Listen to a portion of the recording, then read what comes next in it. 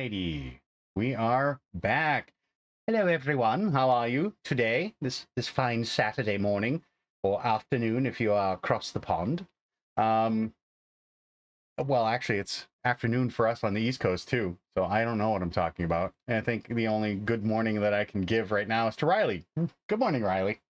It's 10 a.m. So yeah, we're back. We are here with a full crew, which means I can do awful things to all of them because they're at full strength. And you know, that's how it goes, right?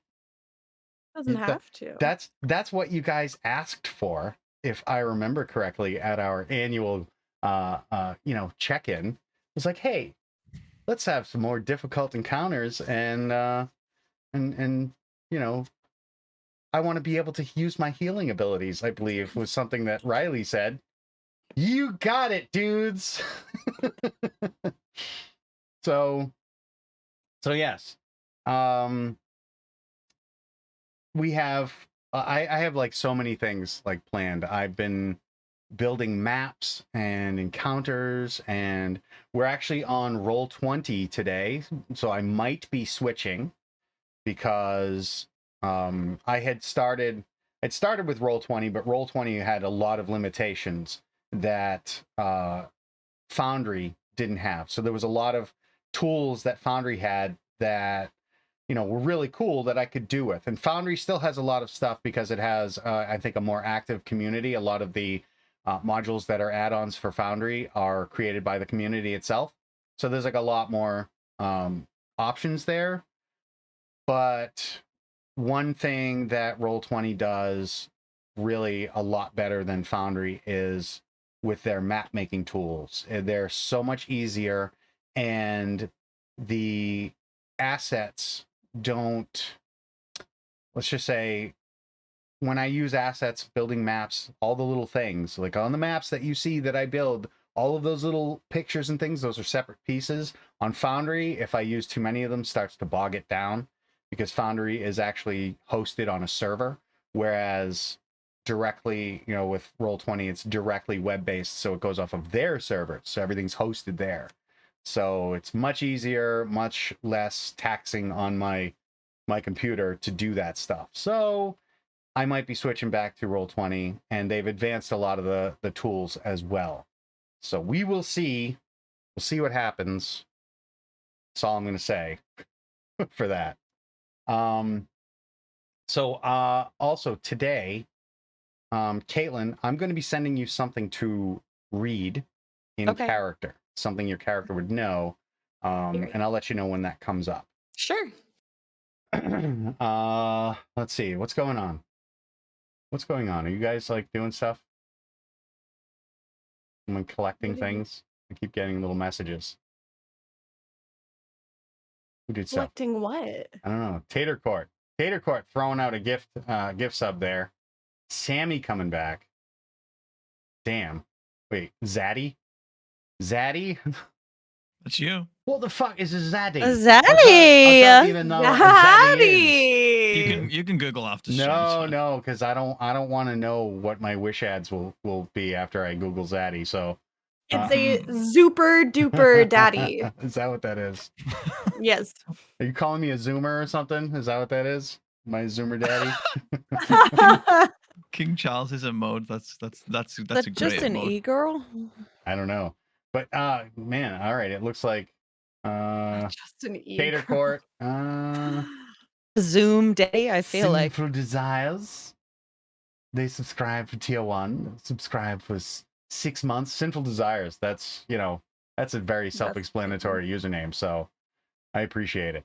But yeah, Tater Court throwing out more. I appreciate it. You guys are awesome. Last night they just decided, hey, we're gonna hype train this shit, and in a matter of 2 minutes threw it up to a level 5. So you guys are all awesome out there in the audience land. But I have shit to do to you guys today. So what do you say we get this stuff started? Yeah? Yes? Yeah. Good. Very good. Let us get it going. So leaving off last game, there was a very heartfelt farewell that was created with the separation, and I'd say just a separation. It's not she isn't gone for good, but Ileana had moved on to seek her own path and find the source of her own truth in her past. So she headed off on a ship by herself, sneaking on, of course, because hell no, she would never pay for a passage. So she stowed away on a ship and left Imbar on her own, leaving a note explaining why she was leaving. So all of the characters had their own things to say about the situation, but it was Charlotte who created the grandest display through illusionary magic, and Oh, it's so cool. and Ileana was able to actually see it, though they don't know that. But hidden in the crow's nest, sitting there eating cheese with Captain Rumbum, she was able to see the display high over the city of Imbar, as was a lot of other people. But things then turned a little sour for the group, because it seemed that whatever is going on with Lady Cardia's legal status started to escalate, and they thought it would be wise to expedite their quest to seek out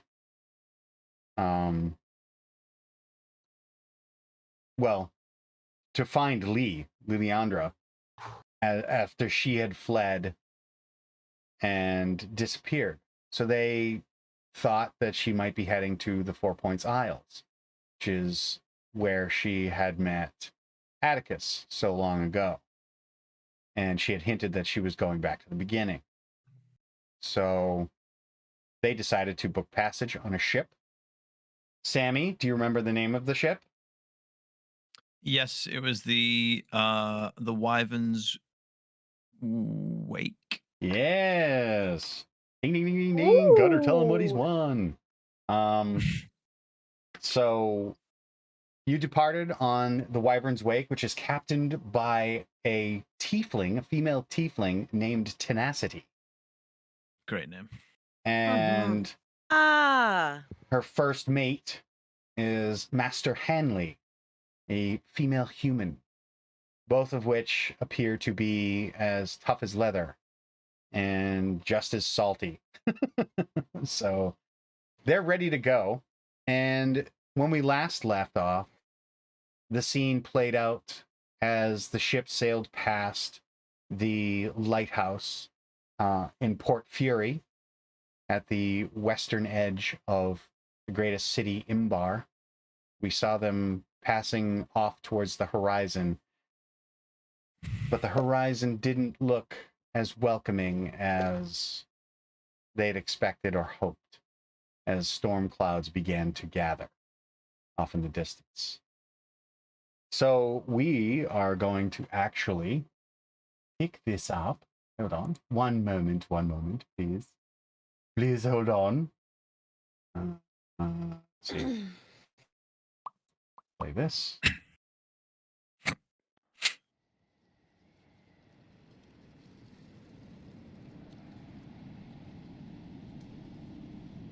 So you guys should be able to hear the sound. Let me know if it's too loud for you folks out there.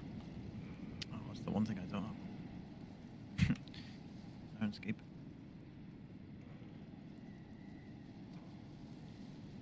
Tuna.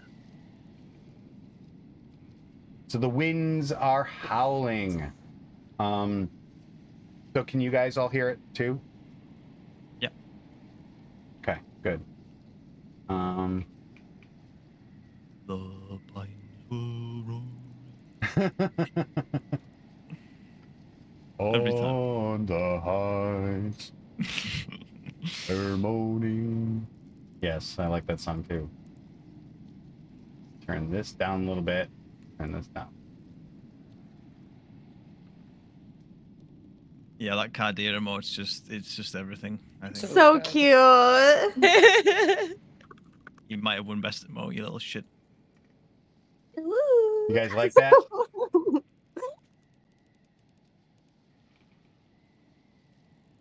All right, and I want to. I'm gonna add some. I think this. Oh yeah, and then I got this extra special one. Look at this one. This is Delisa. Oh, Oh, look at that little nugget. What is that? Ah, Delisa. How's she feeling these days? I think that's a good enough set of sounds. Is that too oppressive for anyone? No. Sounds Okay. nice good. ambiance. All right. It's nice. I want to make sure that people can hear it at home. Okay. And yes, Lizzie made those remotes, by the way. I forgot. I've said it a few times already in the past. So just to let you guys know, I don't think I reminded people on the Saturday game, but those are actually follower remotes. So all you have to do is be a follower, and you have access to Lizzie's emotes, and they're all new. So she did those for us. Yeah. She's awesome sauce. So it has been the better part of a day, and I would like everyone to give me a Constitution saving throw, please. So you're starting the game off right. Just throw dice. Scary. Oh, did I do it twice? Oh no, I only did it Lady. once with a Good dirty job. 20. You Yeah. helped me. What about Edie? Good job, Shadow. Good job. Did you make the saving throw, Edie? Hannah? Yep, sorry I was muted. I got a 13. Oh, okay. Okay, so none of you are sick. It was a little tough going for like the first part of it, but you managed to hold things back. Didn't take you long to get used to it. However, not long, maybe just past the evening meal, the storm clouds really started to roll in, and it began as an overcast. The clouds rolled in, and the light of Sol began to grow dimmer and dimmer, and the clouds eventually became darker and darker, and and eventually you were greeted by things like thunder and lightning, and the waves started to rise and gain in strength, and eventually the ship started to toss, and the crew became a little bit more serious as more and more thunder and and lightning started to really gather in these clouds. From cloud to cloud, cloud to ocean, it would light it up in spectacular fashion.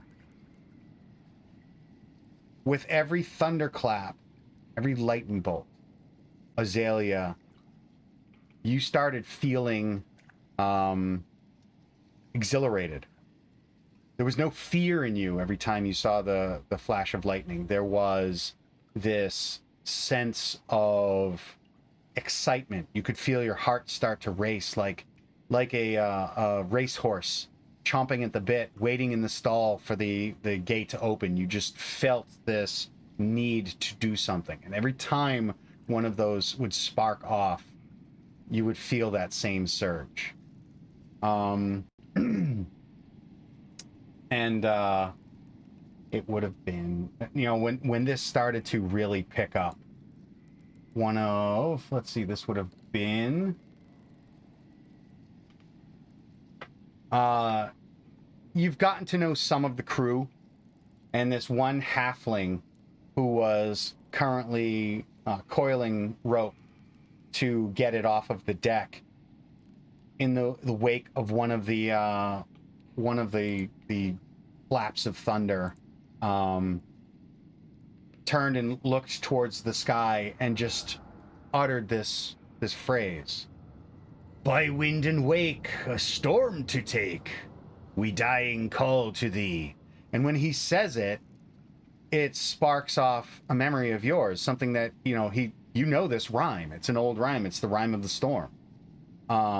So why don't you finish it for us as I copy it over to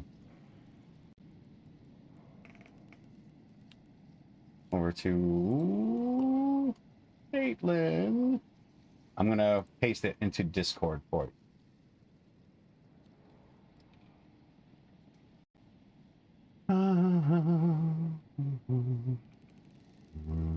Point of order, Matt. Yes. Is this the day after we set off? No. This is that night. Still the same night. Yes. Okay. Okay. There you go.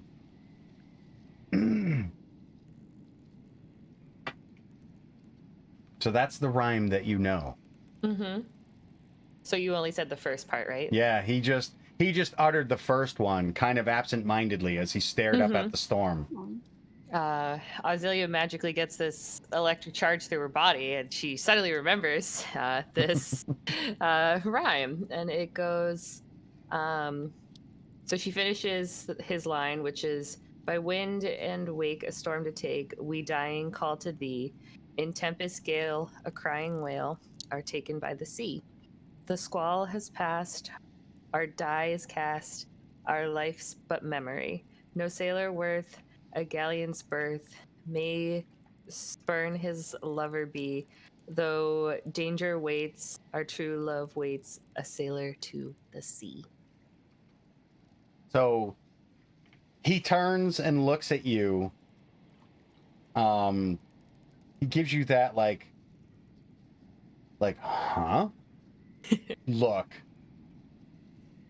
You know the rhyme. I do. One might say I am from the 4 Point Isles. Then that makes sense. Mm-hmm. And by your look, the cut of your jib, I'd say you're from East Point. Mm-hmm. Stormgate. Absolutely. What gave it away? How I'm out in the storm right now and no one else is? That and the fact that you know the rhyme of the storm. Mm-hmm. Color me impressed. Thank you. What do you know of sailing ships? Not quite enough. Definitely have stowed away on a few here and there overnight for shelter, but I don't know too much. Would you like to learn, lass? Absolutely. We're going to be here for a very long time. I think it's best I know a way or two around. Do me a favor then, steady those belaying pins as I coil this rope and tie her tight. And he points to several belaying pins that are resting in their sockets along the central mast of the ship. And he directs you on what to do, and he shows you how to coil the rope to make sure. And he does it in a way that if you came and you just pulled a pin, would release the rope. Mm-hmm. And he starts pointing out, different things, like if you're ever in need of fast wind, which pins to strike with a hammer. There's like wooden mallets that are sitting along the in various points along the sides of the ship. And he picks one up. He's like, if you whack her hard and you pop her, the sails will come flying down, ready to grab the wind itself and ride this gale. And he just goes on and starts to explain different things. And you're out in the wind, the rain is pouring down, and you feel at home. Mm-hmm. So absolutely. It's probably the best Azalea's felt in weeks since her night with Charlotte when they went flying across the sky. It's probably the best she has felt since then. Yeah, this And is before as that, even exhilarating, I longer. would say. Yes, Yeah. I would even go that far. Mm-hmm. So yes, the storm is tossing the ship, and the crew is running to and fro. You can see at this point they've taken it to half sail to keep the masts from snapping, and they're riding a heading directly into the waves. So it's giving that, the bow of the ship would rise and then it would just come crashing down, and giving a huge spray and wave, and the waves themselves battering the ship side to side, back and forth. It's teetering and tilting, but never tipping completely.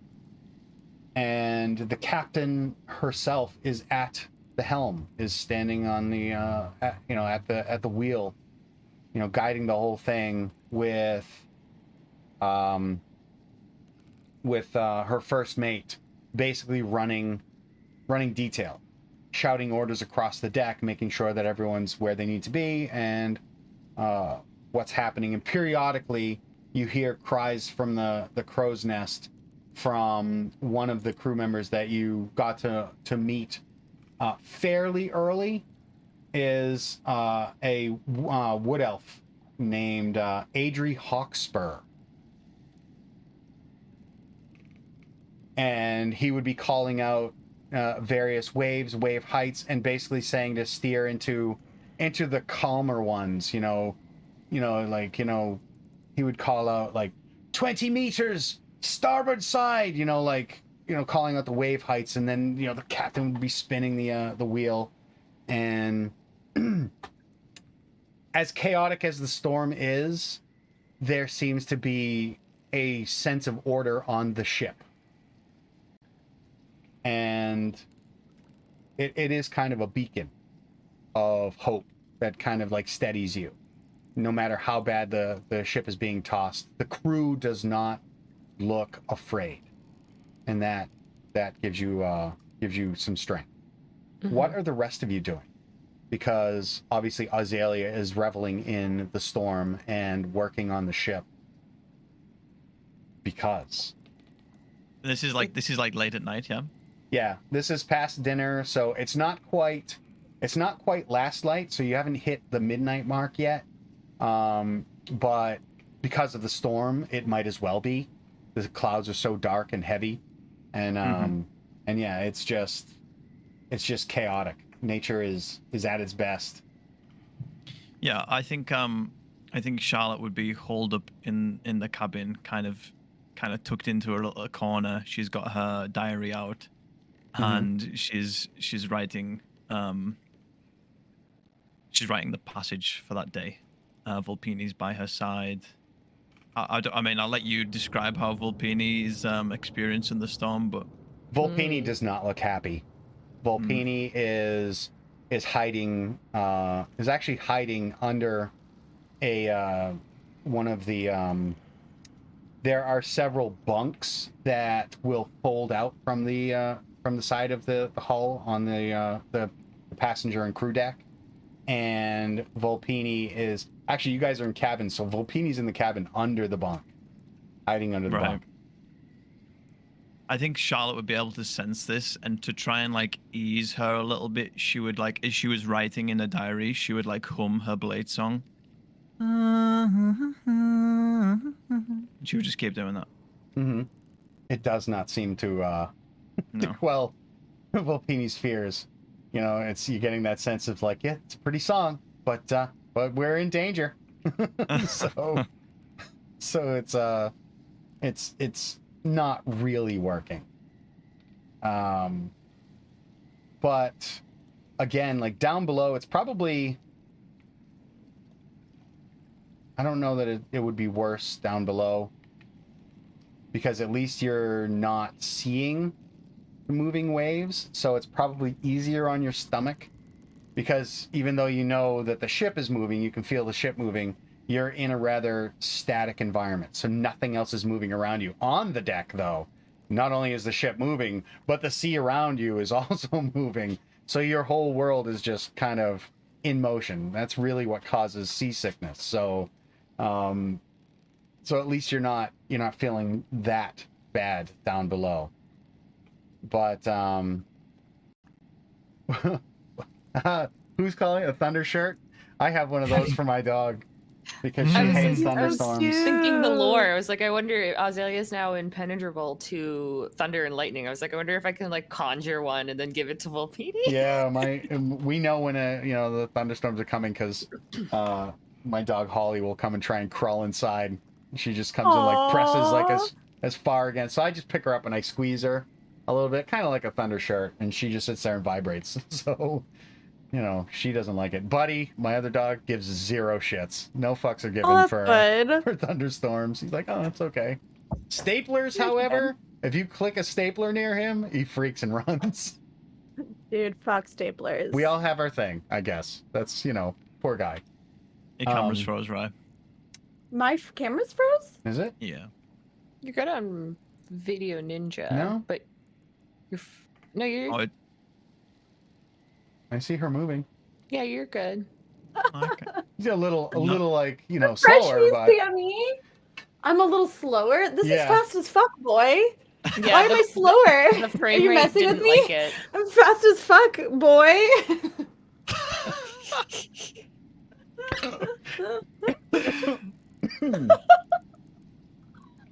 Thanks, Riley. Killed him. Well, all right, I'll plug my camera back in. The timing was amazing. That was awesome. I didn't need to breathe. Hey, look, I'm role playing drowning. It's great. Good. Nobody save him. It's just role Holy playing. shit. That was just perfect timing. I was just swallowing the water when you did that. Fast as fuck, boy. Coming out Did with you the- see anybody faster than that? with the Kung No. Fu. I saw that. That's what I Okay, was saying. but is my camera okay or dropping frames or No, anything? you seem to be fine. No, you're good. Yeah, you seem to be Sorry, fine. When you were too fast, you were too furious, and the camera couldn't keep up. Yeah, there you go. It's all about family. It's all about family. I'm too cool to be on Sammy's screen. It's okay. So, what about the rest of you? What about Edie and Cardia? Where would we find you guys? Cardia's kind of hiding a bit. Like in general, she's just gonna be. I don't think she has to hide on this boat, but in her brain, she's kind of given into some like paranoia because she's not sure what's going on. Is having a little bit of a hard time just trusting anybody except the immediate people in her group. So she's kind of spending most of her time. Like I'm assuming there's kind of a lower part to this boat. Yes, there are multiple decks on this ship. Hey, The she'd lowest probably being the be. bilges. That's where excess water gets, passed Okay, out, pumped yeah. out. She'd be like where the bunks are, maybe even kind of sitting in her little sleeping area, and she's always going to be kind of hiding in her cloak as well. But as she is sitting, she is practicing various different voices and inflections on said voice because she is working harder to camouflage herself. But just like the person who plays her, she's terrible at accents and just absolutely not doing great with them. Like she's just kind of sitting in the corner playing with the edge of, like fiddling with the edge of her cloak, and it's just hello,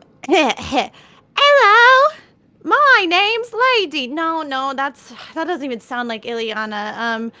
What if I went with a deep voice like hello? I can't say my name is Lady. This is all for trying to throw people off. Okay. What's a good name that nobody would suspect? Hello, my name is Bertram. I think that's kind of working okay. We're going to have to work on my backstory for Bertram. And she pulls out the same notebook that she uses to write her Charlotte and Oz fanfiction and starts scribbling in a different section of the notebook. It says, Bertram, a happy ... guy ? And she's going to continue to be scribbling through that for the rest of the night. Nice. I love that. I picture It's her good. sitting on, like, not on her bunk, but because you're like you're an owlin, you're kind of used to being on like tree branches and stuff like that. Mhm. Like that, just that Little kind of innate perched. thing. You're probably like sitting on not necessarily in, but on a hammock as it's like rocking. You're just sitting there unfazed as you're like writing in your Bear journal. Yep, that's all she's doing. What about Edie? Edie at first she goes into her like bunk. I think me and Cardia are sharing a room.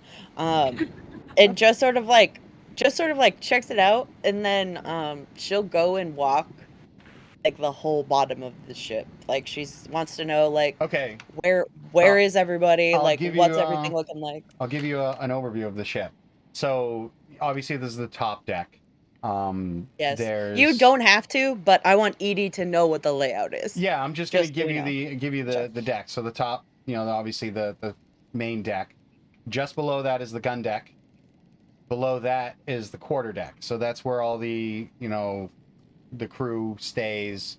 You have the majority of the main section of that is all whatchamacallit? It's all hammocks, because the masts actually go down to the spine of the ship, so they go down through the ship, and so they're hanging between the mast and the hull and off the superstructure of the ship. And in the front part, the bow section of that deck is where you guys are staying. That's where the cabins are. Below that is the cargo hold, and then there is a small section just below that, and that's the bilge. The bilges. So that's the very bottom of the ship. That's where water collects.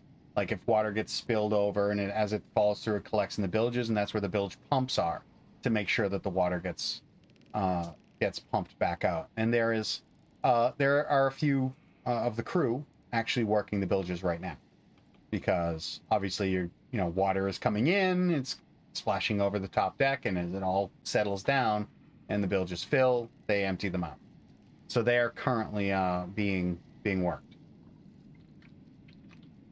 Alrighty, and after I walk it, does it seem like there's something missing? Like, is there a section? Is there like a secret compartment? Like, are we you're with looking like for smugglers? Like, smuggling stuff. Yeah, like who are these people? What are we looking at? It's tough to say who they are. There is cargo. It is stored in the cargo hold, obviously, and if you're going to search around, it's going to require some investigation and perception checks. Yeah, I'm willing. All right. Ooh. Love it. Since we're in... Oh, are we Nope. still in the same room, or are you looking around? I'm sorry to interrupt real quick. She's wandering the ship. Yeah, I Okay, was in never there at mind. first, and then I went You're to on the wander. quarter deck, so you're where the quarters are. I got excited thinking I could maybe guide her on this journey, but that would not be fair. Yeah. No, not there. But that's all right. That's okay. Alright, you want investigation and perception? Yes. Okay.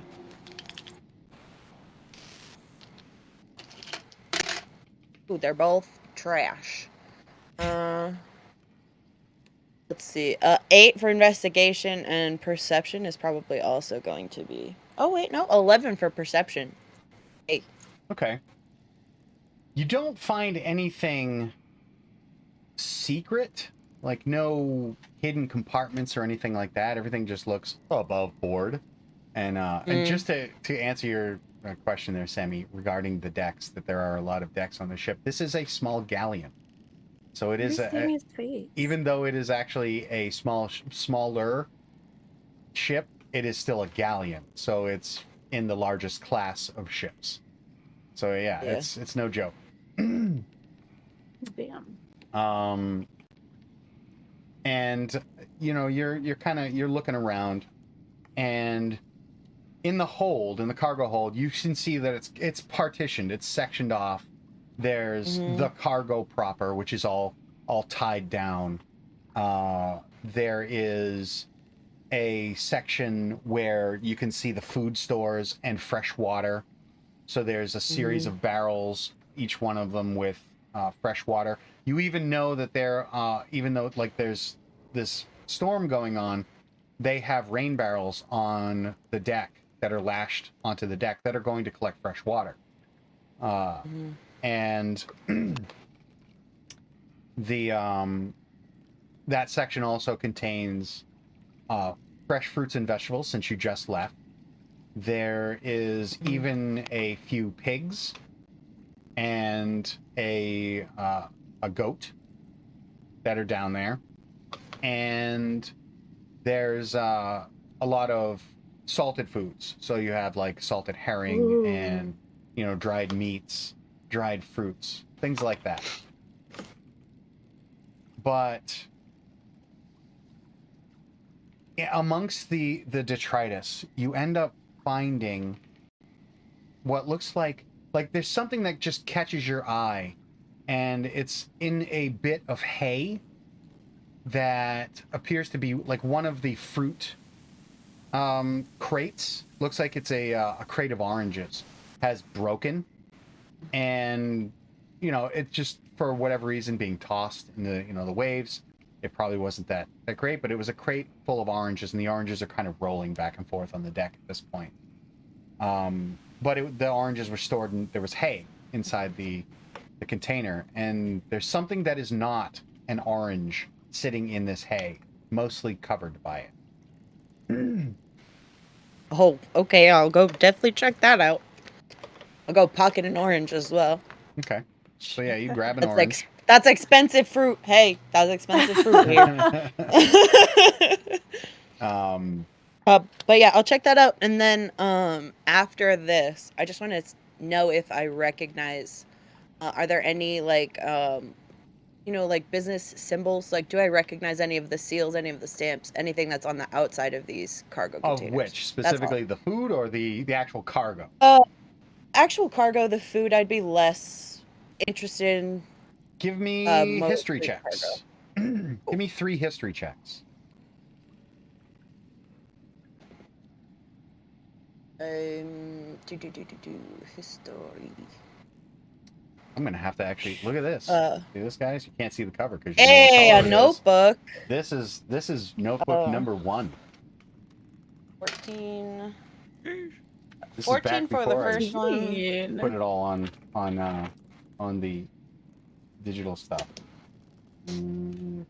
Here. All right. I got 14. I got 3, and then I got 8 for my history checks. Okay. These dice are being punished. What was the lowest roll there? 3. Yeah, that one you get nothing. It was a 14, a 3, and what was the last 8. one? And an 8. 8. So the 14, you can see some of the crates hold have a crest on it that you have seen. You've seen on Charlotte's father's lapel. Oh, you were there for that, so you've seen it. So some of that is actually on there. What the fuck? And above table, I know that he is a banker. He's a money person. Yeah, he's part of the commerce guild. Yep. Okay.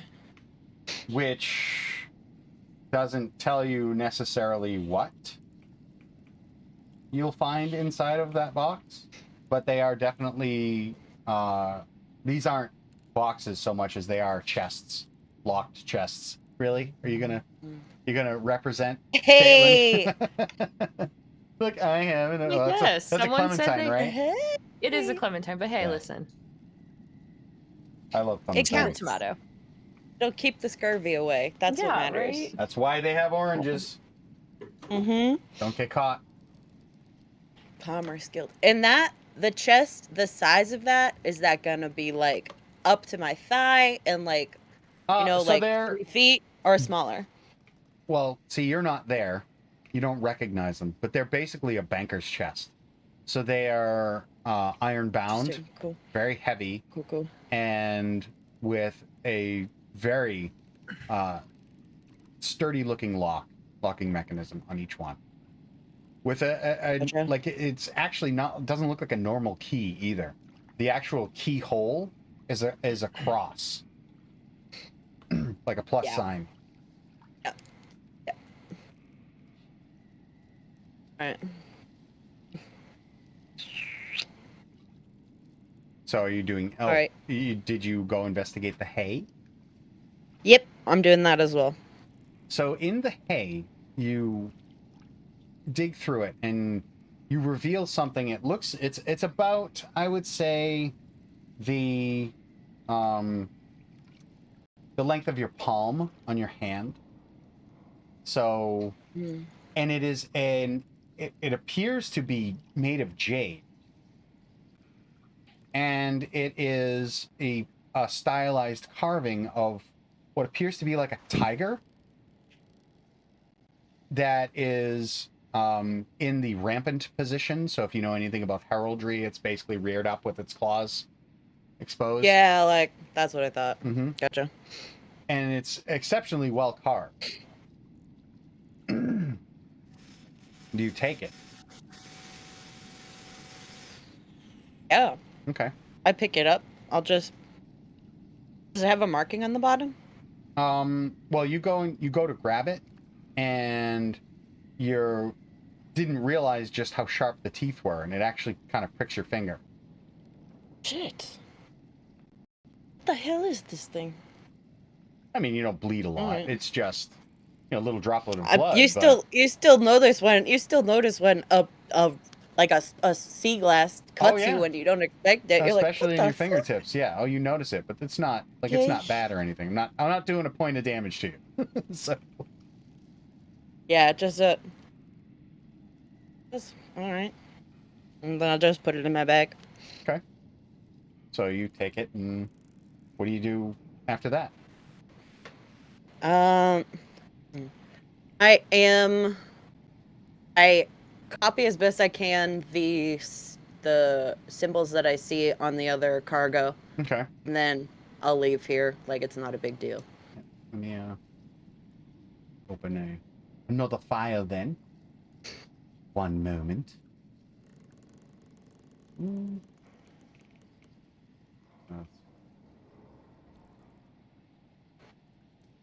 God, I have so many notes. I need to go through. I've been actually organizing a lot of it, but I have so much. 10 years of notes. Jesus Christ. Actually over 10 years now.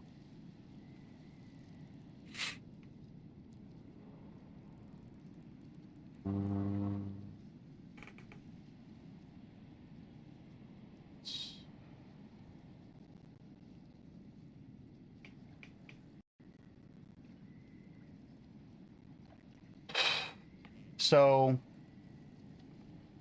yeah, you can do a rough sketch of the other symbols. That's fine. It's not a problem.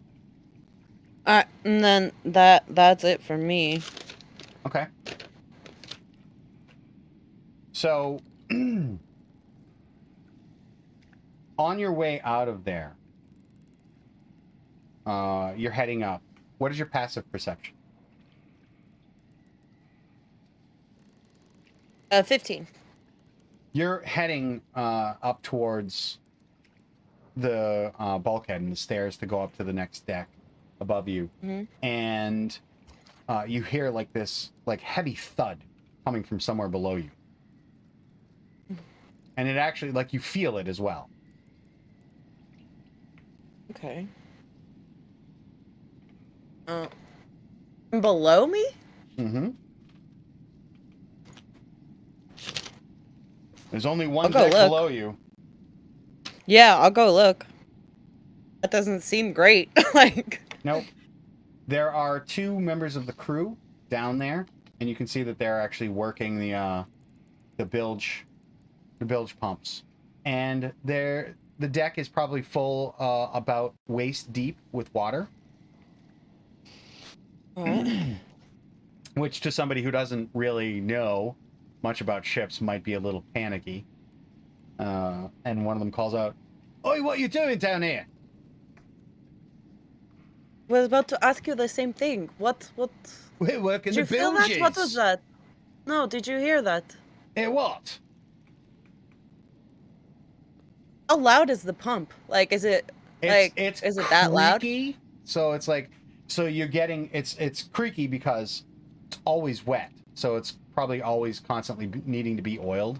So the iron parts that are part of the pump it's constantly making that squealy noise, but the sound of the pump right next to where it is, it's basically what the hell is it called? It's like a double valve pump. So it basically, you crank it one way, fills it with water, and then you crank it the other way, and it pushes what's in there out. So it's making like a thrum whoosh, like a whoop. Yeah, whoop. it's an incessant noise, but it's not what caused the sound. No, like- but if you're standing right next to it, the pump is fairly loud, All right, and I'll it takes stand the there. two of them to work it. I'll stand there. Okay. Do I hear it again? Give me a perception check with disadvantage because you're close to the pump. I think you're thinking of a double block valve, Matt. Yeah, I knew it was something like that. Ooh, Thank you. these dice did Thank me you right. for double checking. I knew it was double something valve something. So yeah, it's a. All right. That's the kind of pump that it is. Say perception. Yes. Disadvantage 19. Okay.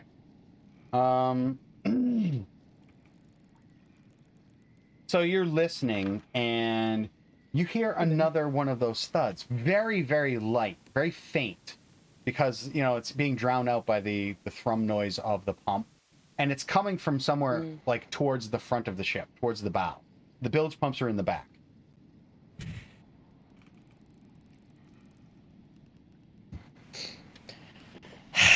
Edie's a problem, and she just goes. She just goes around these guys that are working the pump and just walks along. Stays out of their way, but you're she's jumping down into the water. Yeah, Okay, she's just so you are what's waist going on? deep in the water. Yep. Okay.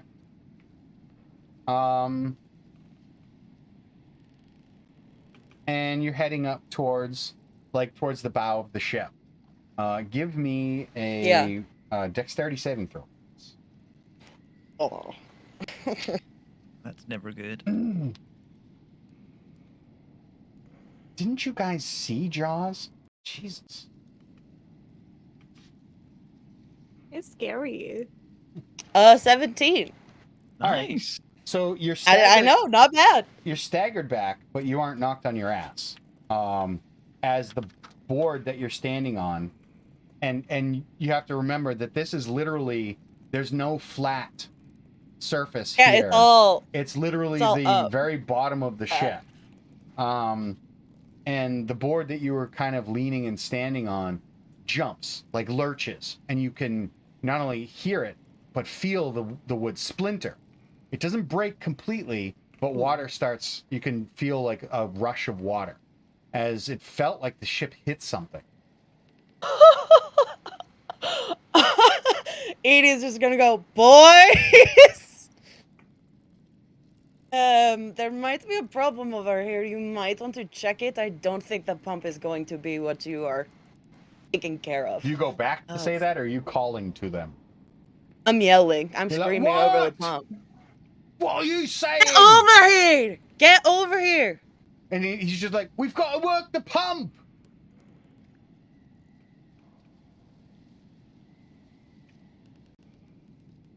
And let's see. I'm gonna go over. I'll grab one of them, and I'll yell into their ear, just something's getting in the bow. You should probably take care of that. I'll go tell someone else. They look at each other. They both shoot you a look, and the one closest to you starts wading quickly towards the front of the ship, and you can hear another thud and more of the wood cracks and splinters.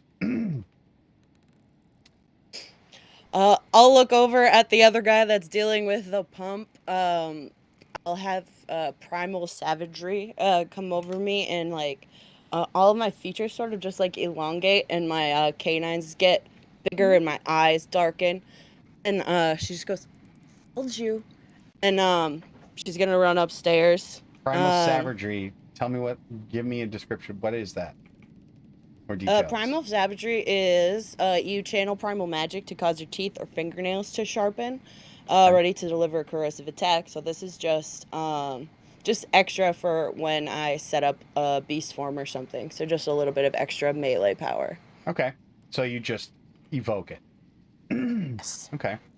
He kind of like steps back, like he takes a couple of steps away from you as you do that, and they both head towards the front of the ship, towards the bow, where this is going on.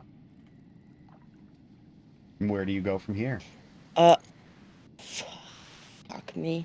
I'll go up the I'll go up to the I'll go run up through the cargo and up to the quarterdeck, and honestly, I think You would see Lady Cardia first, as she's sitting there in her like hammock swing.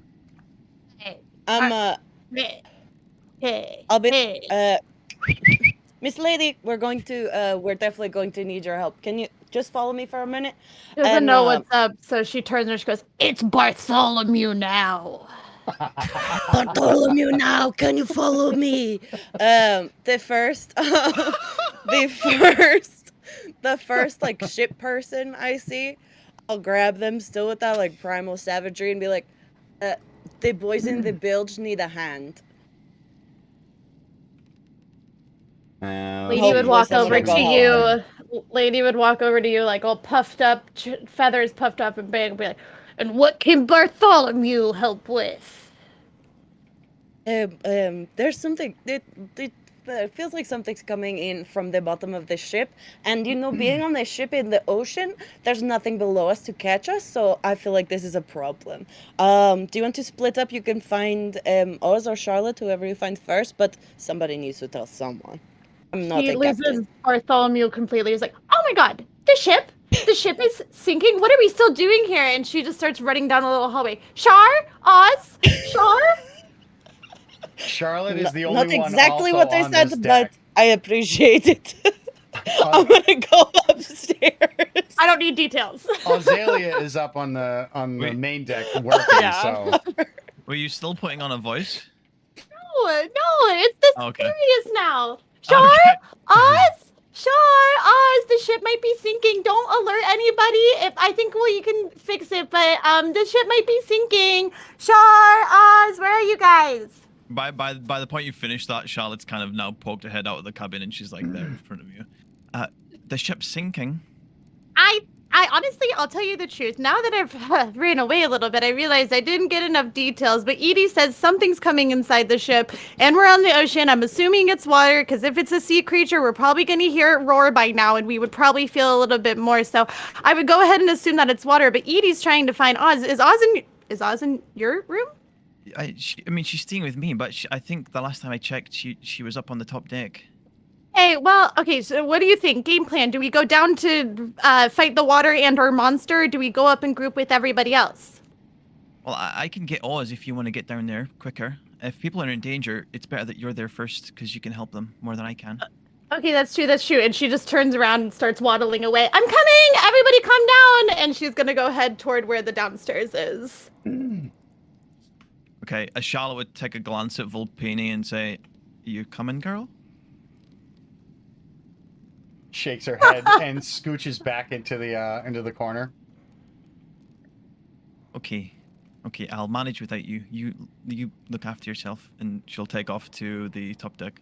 Okay, you're going up. Okay. Yes, I'm getting Oz. Okay, so Edie, you also went upstairs too, didn't you? Say you were going to look for a crew member. Yeah, I was gonna. I'm assuming I saw a crew member sleeping in a hammock downstairs. Are they all up top? Oh yes, they are all working. Okay. And And nobody's I'm sleeping. looking for a crew member. That's why I was like, if someone is down there, I absolutely wake them up out of their sleep. But if they're all up top, then yeah, I gotta go find someone. But literally the first person, closest person to the stairs, I'll just say something's wrong in the bilge. The boys need a hand. I was just in there. It does not seem good. You run into a half elf named Cannily that you've met, and she's, you know, it's very hard to. You definitely have to raise your voice, obviously, because the gale winds are just drowning everything out. And but she seems to hear you. What do you mean? What's wrong with the bilges? Something's coming in from the bottom. I don't know what's wrong with the villages, but I just went in there and it is not good. Somebody, please, that has knowledge of a ship should probably go down there. It didn't seem great. I'm going to go check at the bow. It's on the bow side. I think that's the front. But yeah, Okay. and I just go off. I'm gonna see if there's something over there. So there is a rather sturdy-looking human, and she turns and she says, "Do you speak thieves' cant?" Hold on. Let me just check a feature. I'm going to say probably not. No, I can read all writing. I can't understand all of it. Yeah. So she shouts something in a very short term to this large man. You know him as Mr. Hogburn. He is the bosun's mate, which is basically, he's like the crew supervisor. So he's like the first officer that they would go to if they needed to. And he nods, shouts something back. And also it's, while it is common, you know, most of the words that they're like in basically English. Yeah. You don't, what they said to each other makes no fucking sense. Yeah, I'm like, those are words, but not in that string. Okay. Yeah, basically. I go up to the bow anyway. I want to go see what's going on. These people aren't really, like, their hierarchy is not my problem, as long as I told someone. So I'm going to go up to the bow. If you're going to the bow, you're going to be stepping up on the forecastle. You don't. That's fine. I'm going to warn you right now, you don't want to be there. Because I want to see what's happening. I'm just saying that is the first impact point for when this returns to the sea. So as it rises off a wave and comes crashing back down, it displaces a lot of water, which ends up on the forecastle. Like, there are no other crew members on the forecastle, and you think that's probably by design.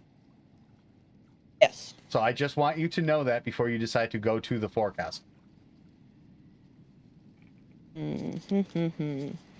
Like, this is something that you can tell is danger-esque.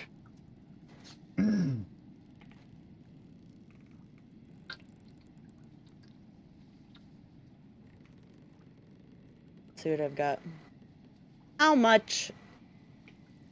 Here's the question. What you doing?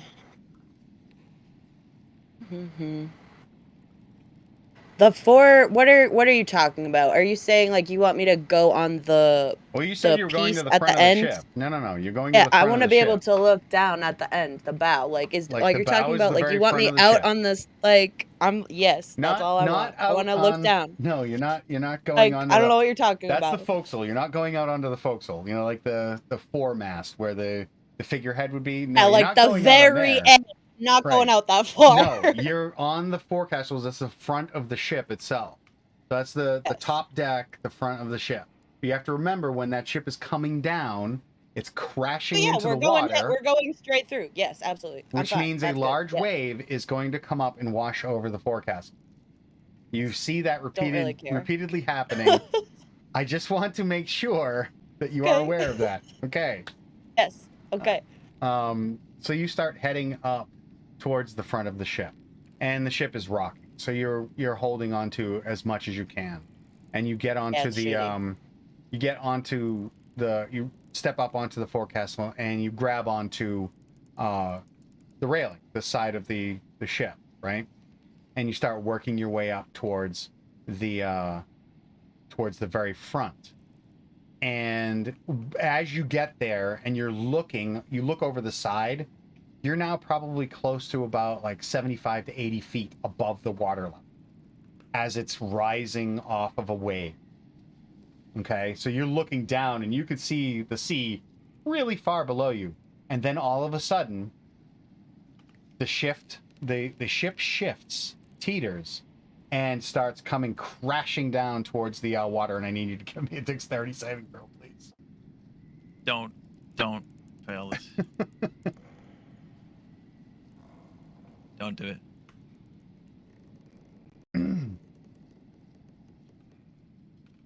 What did you get? You're muted. I I think got I a think 15. I was Yes. I was very happy. So do you think It did a 3 and then it bounced to a 14. I was like, thank Jesus. Do you think a 15 was good enough? Better than a 4. Just So, saying. I mean, Just saying. Do you think it was good enough? Oh no. I'm hopeful. Yes, it was good enough. No. You just made Okay. it. That was the DC. That's the first one. Damn. Ooh. I'm telling you right now, you just got a sense of danger. You just pulled what is this Wiggum from I don't know what that is. I'm in danger. You've seen the memes. Oh, Ralph Ralph Wiggum. Yeah, Ralph Wiggum, that guy. Yes. So yes, are you staying there? And because I'll give you your perception check. You get one perception check. Here's my question. Is it the waves that are fucking the ship up, or is it something that's underneath us? Give me a perception check, and maybe I'll answer. It's trash. It's 13. You don't see anything but crashing waves and water as the ship begins to rise again. You can see now this time it's like you're looking up at the water as the ship starts to ride a wave up. Some water comes washing over it when it first hits the wave, but now it's rising and it's beginning to crest over another wave. What are you doing? I let go need and slide Azalea. back?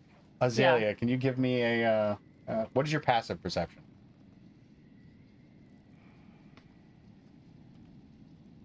13. You can see Edie, Mm-hmm. like you in your peripheral vision. There's somebody on the forecastle of the ship, clinging to one of the railings. And when you look, you notice it's Edie, and she's soaked. And you're riding a wave up, which means you're going to come crashing down again. What do you do? How far away is she? You could, if you double moved, you could get to her. I think I would shout to her first just to see if she could hear me. Like I'd be waving like Edie, see if anything. You're at disadvantage to hear in this storm on the deck. So Edie, what is your passive perception -5? I think that'll be a 10 then. I think, yeah, because it's a 15. All right. You can just hear something. It sounds like shouting. You can't make out the words. Coming from somewhere behind you. All right. As the ship is now Questions. starting to crest the wave. Where am I at this point? Sorry. Where were you going? To Stop. Oh, you went to to the the top. deck to find Azalea. That's right. Yes. So you get to the deck at this point, and you can see, I think, is Azalea moving towards the front of the ship? Yeah, I'm gonna head towards Edie. Okay, so you can see she's trying to hurriedly move towards the bow of the ship, and it's a difficult time because she's kind of trying to hold her balance, but she's moving from object to object, like holding on to something and kind of pulling herself up. You yourself realize that the footing here is tenuous at best. It's difficult to move around this ship right now. And Cannily, who happens to be there right by the bulkhead when you come up, as two other individuals run past you down the stairs. What's he doing up on deck? It's not safe. Get below again. I'm trying to get my friends. We need them. What do you mean, your friends? They should be below deck too. No, they're both out there. I can see them with my eyes. Bollocks! And she turns and she starts shouting towards other crew members in that strange language, that weird common that doesn't make any sense. And people start moving around. How far away is both Azalea and Edie in feet at this point? So from where you come out, it's probably about 20 feet. it was probably about 40 feet for Azalea, but it's difficult terrain, so obviously movement is at half if you're moving. Depends, I guess, on which way you're going. I guess if you're trying to move away from the bow, you're probably twice as fast involuntarily. Yeah. I'm gonna bank on Charlotte's smarts and say that she's probably aware that if she tries to shout, she won't be heard, and she's probably aware that if she tries to navigate across, it might just make things worse. So I think she's just gonna stay where she's at the minute, but she's kind of ready to act at any moment if she needs to. Just thorn whip her ass, drag her back. Get over here. Get over here. Now, so Azalea, what are you doing? Getting towards Hannah, 80. Okay, so you managed to get to her. You're like within 10 feet of her at this point. Yeah.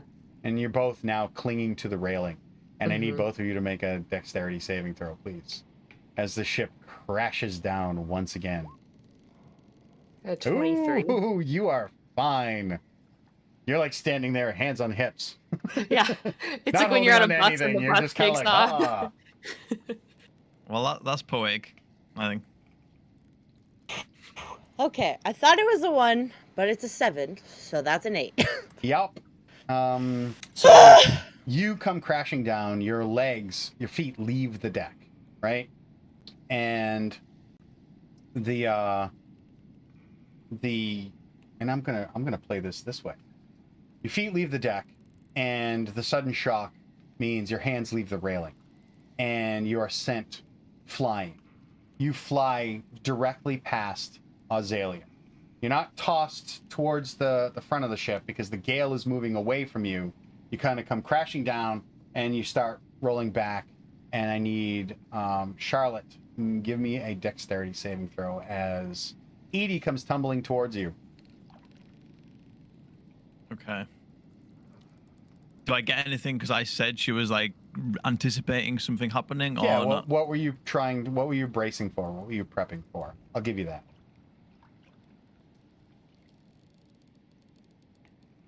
No, I don't think she would have. I don't think she would have prepped for Edie tumbling towards her. So, we won't give myself any bonuses. What did you say? Dex save. Yes, dexterity saving throw, please. It's not bad. 14. Okay, not good enough though. So, Edie strikes you square in the chest, and the two of you begin to slide down the deck of the ship, and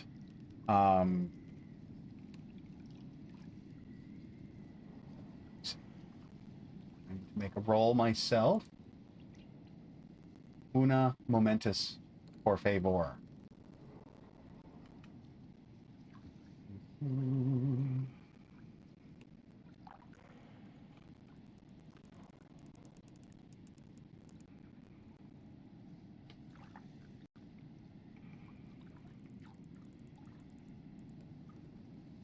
Dice roller. Roll some dice. Actually, I am going to use my actual physical dice for this. My crystal dice. Da-da-da, ta-da-da-cha.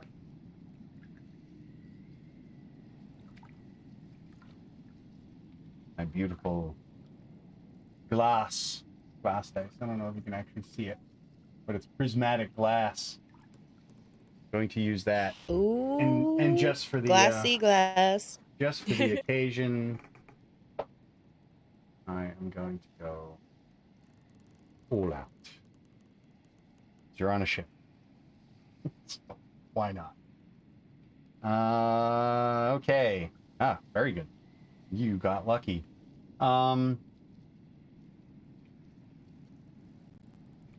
The Mr. Hogburn, the bosun's mate, casts a line towards you that is actually a net. So while he's not throwing the net out so that you can get caught in the net, it's easy enough that you guys can grab as it scatters across the deck, and you manage to kind of get tangled in there. Get a foot stuck in there and then grab on with your hands, and you look like a couple of caught fish, and he manages to haul you back to the side of the ship. And you lot are in for too much danger.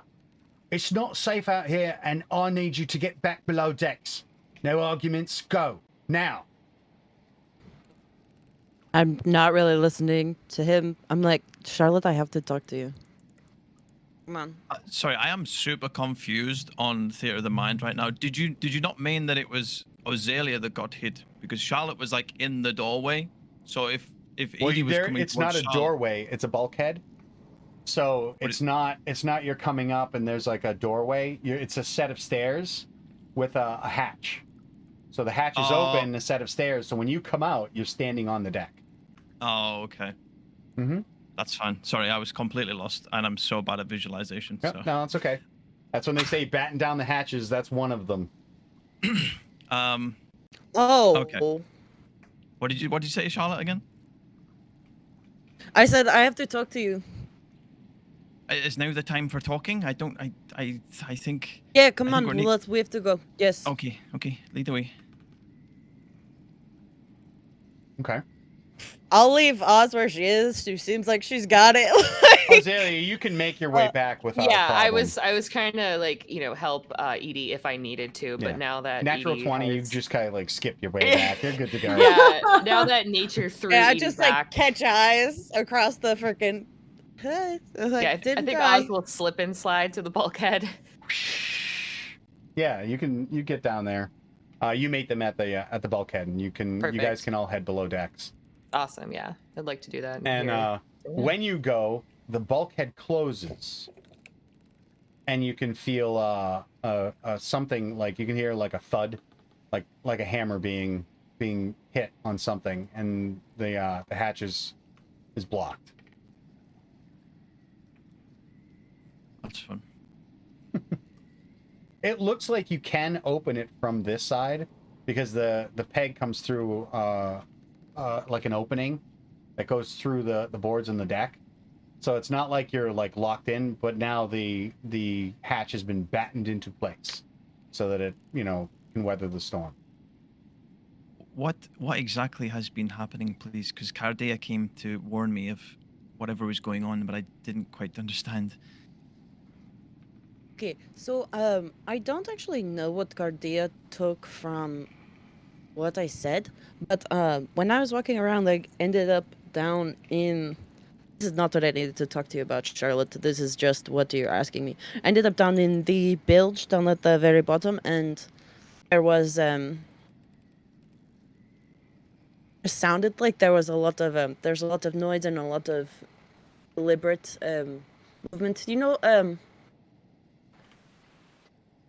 Ever seen like breaching, like siege, like something that's trying to break down a door, and it We're under attack? you know what I'm.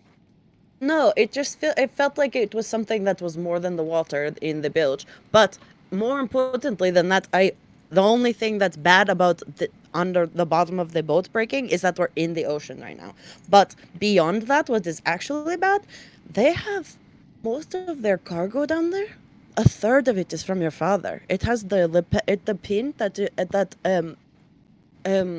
Isaiah, the money man, look, and I show I'll pull out my now like sopping wet notebook, but like you can see, there's it's running a bit right now, but yeah, it's enough that you can, because the ink is pretty fresh, but you can tell it's that's what the symbol is. And I just I want to make one quick check. Where is Lady Cardea here? You could be present in this spot. She had scurried down below the decks. Okay, so you went down below. So you are not in Yeah. So if you're if you were from the quarter deck, you would have gone down to the cargo deck, How far Yeah. down are you going to go? When you get to the cargo Um, deck, there is a bit of water on the deck. Okay, she'd kind of splash, step in the water for a second and call out, is there anybody around or down here that needs help? Are you guys safe? You can hear voices coming from, no one actually specifically answers you, but you can hear voices now that are raised, talking down the other end of the, towards the aft, the back of the ship. Can I hear what they're saying? Give me a perception check. Okay, I'm gonna guide myself. Plus a d4. That's a 1. Ow! It's a 21! Ow.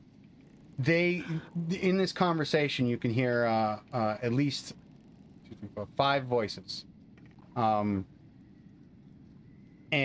they're discussing the issue, saying that the bilges, the things that you get out of it, the bilges are currently completely flooded.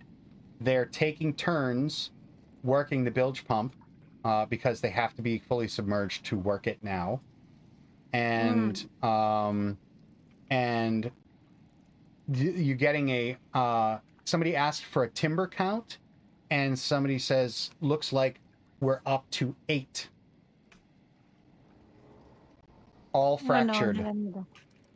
I don't know what that means. Lady's gonna get a little bit closer because the water's not too bad, right? She can walk around. It's not fine. deep here. It's like probably not even ankle deep, but obviously it's kind of sloshing around as the ship is rocking, and you're having trouble. And this is way too warm. Sorry, I can only go so far. So That's really funny. So you can move your way down to the aft of the ship, and when you get to the aft of the ship, you can see where the water is coming from. There's the bulkhead to the bilges is open, and there's water like splashing up through it. So the water level in the bilge on the bilge deck is at least up to the top of the deck. And just as you get there, you like somebody kind of like emerges from the bulkhead, is like breathing, like they help him up, and then another one comes up, and the other 2 of the 5 jump in and start working the pump, and you can see the half-elf Cannily is kind of supervising the thing and getting a report from them.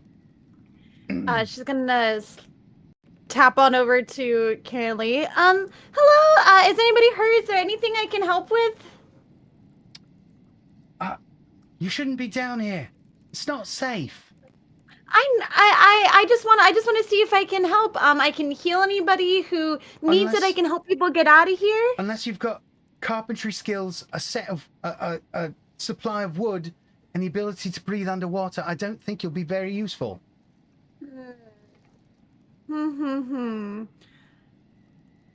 Okay, I'm reading this thing real quick. Hold on.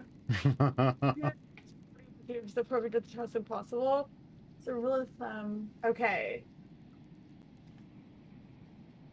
I mean, you are Aquawoman right now, so you could just command some whales to come over and move the ship. But what if I did something even crazier just for fun? Oh God. Oh, I can cast this at will. Let's do it. Let's see what happens. I'm gonna cast Planar Ally. Planar Ally. So it's a being known to me, so I'm assuming it would be a god. Whoever would be my deity of sorts. Who is your deity? Did you ever establish that? Because I don't think you did. God, I don't know if I did, because I made this freaking character almost like a year and a half ago, which is like crazy. Yeah, can you believe that? It's been that long. I might not have, or I did and wrote it down somewhere that I don't have anymore. So would you like me to just pick one now, or do you want to have some fun DM style with who you can do what you like. You don't have to. Clerics aren't dedicated. So here's the thing with worship in my world. It's very personal. So it's your faith that drives your power. But what clerics tend to do is they choose a deity to focus on, and they work to epitomize that deity's portfolio. Like everything that deity stands for, you try and be the perfect example of. or in your best, do your best to do it. I want to be like this god. So it's really up to you, and it's not something you have to choose right away. Okay. You can reach out to one. Do you have the list? Because I did provide that. You guys do have access to that document. I feel like I am. Oh man. I feel like yeah, go ahead. Spell. So you don't need gold to cast it, but you do need gold to pay the creature that you summon, and it's 100 gold per minute. So do you have that money on you? I think I have some money on me. I have the gems on me still. Where the hell did I put that freaking spell? I have the gems on me still. I know this is like an out-of-pocket cast. I would allow, it would take the gems. That would be of value. I would say that. Okay. Payment worth 100 gold pieces. Doesn't specifically say it has to be in gold pieces. No. So then question, kind of a history check. There are water deities. Would I know any of them? I don't want to just try to call upon something I might not know. So if you are, let me go to, hold on one second. Let me bring up my list and I will tell you. So if you're looking for something that would deal with nature, that is Sulandra. Okay. Sulandra handles the forces of nature itself. Sulandra is always at odds with Ormagon, which is the architect of destruction, who often uses nature as a tool if given the chance. But Sulandra, while a good god, still understands that sometimes destruction is necessary to promote growth. So a storm, while Sulandra doesn't necessarily cause the storms, they are responsible for the powers that create them. Interesting. Okay, and would I be familiar to reach out to her? Like, would I know her to be able to reach out to her if I haven't picked a deity? You can. I mean, if you want to make it in game terms, if you want to, that would be a religion check. Okay, let's do that. And I'll guide myself. That's a 4. Plus 4 is an 8, so that was good. Not necessarily sure that Sulandra would be the one to reach out to. There's Omara. Okay. Omara, you might reach out. That's the passion of courage and heroic action. I'm gonna go for it with Sulandra.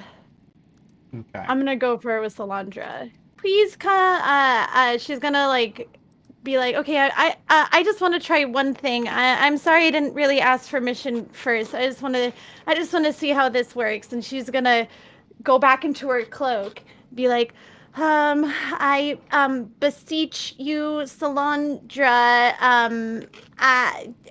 please send somebody to come help. Please. Okay.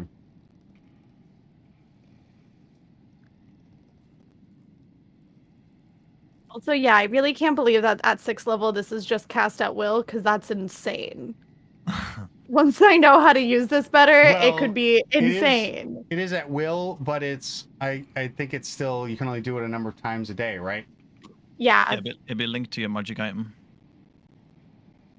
My magic item? Which one is it? Oh, my necklace of prayer beads. Yeah, I have to, it's only per rest. Okay. But it's just insane. And so from now on, that bead is now attuned to Sulandra. So interesting. Okay. Because it has to be the same being. Yeah. So you clutch onto the bead and you reach out into the ether, and the world kind of goes out of focus. Like sounds kind of dim. The world kind of becomes a little bit blurry for a second, and the air suddenly becomes warm around you, and you catch the sudden scent of fresh flowers, and your eyes start to clear, and you look at the deck in front of you, and you can see like small plants, moss, little mushrooms, and like small flowery plants, little yellow and blue flowers start to spread out in a pattern around the area in front of you. And from that, this being rises that looks like it's made of both plant and earth and stone all at the same time, and it is covered in a verdant coat of life. It's just this, it has a vague humanoid form, where features in it might appear within, like a face appears in a kind of a twisted mass of vines, and you know, the sinew of the arms are vines that are twirled and wrapped around, you know, bits of oak, and the skin in parts appear as oak, birch, and beech bark just all over this thing. And its head is wreathed in a crown of flowers. And in, you know, it's kind of an airy voice that sounds like wind rustling through leaves, which I can't actually physically reproduce, so I'll do my best. But it looks down at you. It is actually taller than you, but it would be taller than, it's actually taller than most people you've ever seen. It's probably like a Goliath's height, 7.5 feet tall. It's bent under the to look at you because of the size of the area that it's in. What aid do you seek from the Lady of Nature?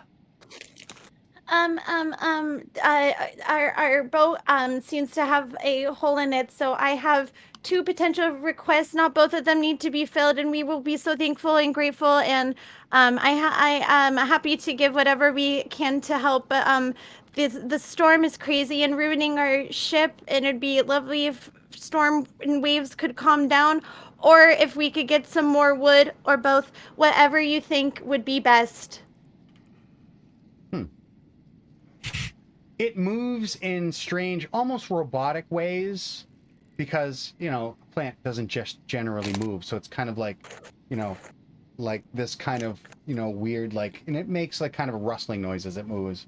And it looks at you with an expression that you can tell is it's giving consideration to your request. Perhaps I can be of some aid.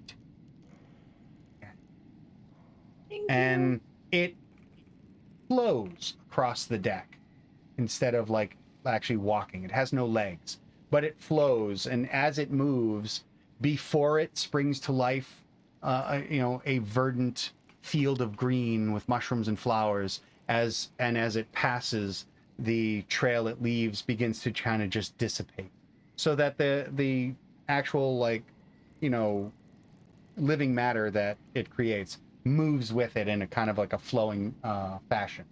And you can see value. Let me go back to my Strixhaven list. So you can actually you can actually see Cannily is like frozen in place as this thing approaches her, and she starts to reach for her cutlass. But before she can do anything, it just kind of collapses and flows into the bulkhead, into the water. Like it just kind of goes whoosh and like goes into the water and disappears below deck. And eventually, you know, you're sitting there like, how much are you willing to spend? First and foremost. What question is that? Because it's what are you offering? It's per minute. Can I find out the offer? I'll spend stuff. I just don't know what how much you're willing to spend. This is a negotiation. I can't tell you that. Haven't you ever negotiated for a job salary? Well, I can't be like, oh, I'll take 20K. You gave it a specific instruction, right? But you never Yeah. discussed how long it would take. I just don't know. I guess I'll just pay whatever it takes. Okay. I just don't know how long it'll take her. So 2 minutes later, it'll cost Oh, you Lord. 200 gold. Okay. Oh, that's oh my god. Whew, you were scaring me. That was actually the point. I wanted to know how far you would go for this. I hate this guy. I don't want to play anymore. Fuck this guy. So eventually, you know, you notice right away that the water on the deck that you're on begins to fade. Like it's, you know, the water's going down, and you know, the two people who were working the bilges at the time, like, come up, burst of air, and they're like, I don't know what's going on, but there was this thing that came and it I don't know, it like flowed over the broken timbers. I don't know what's going on, but there's like now vines or something covering everything down there. But the water, it's not coming in anymore. And he climbs out, and the other two guys jump in and continue to pump, and they go to work, lowering the water level again.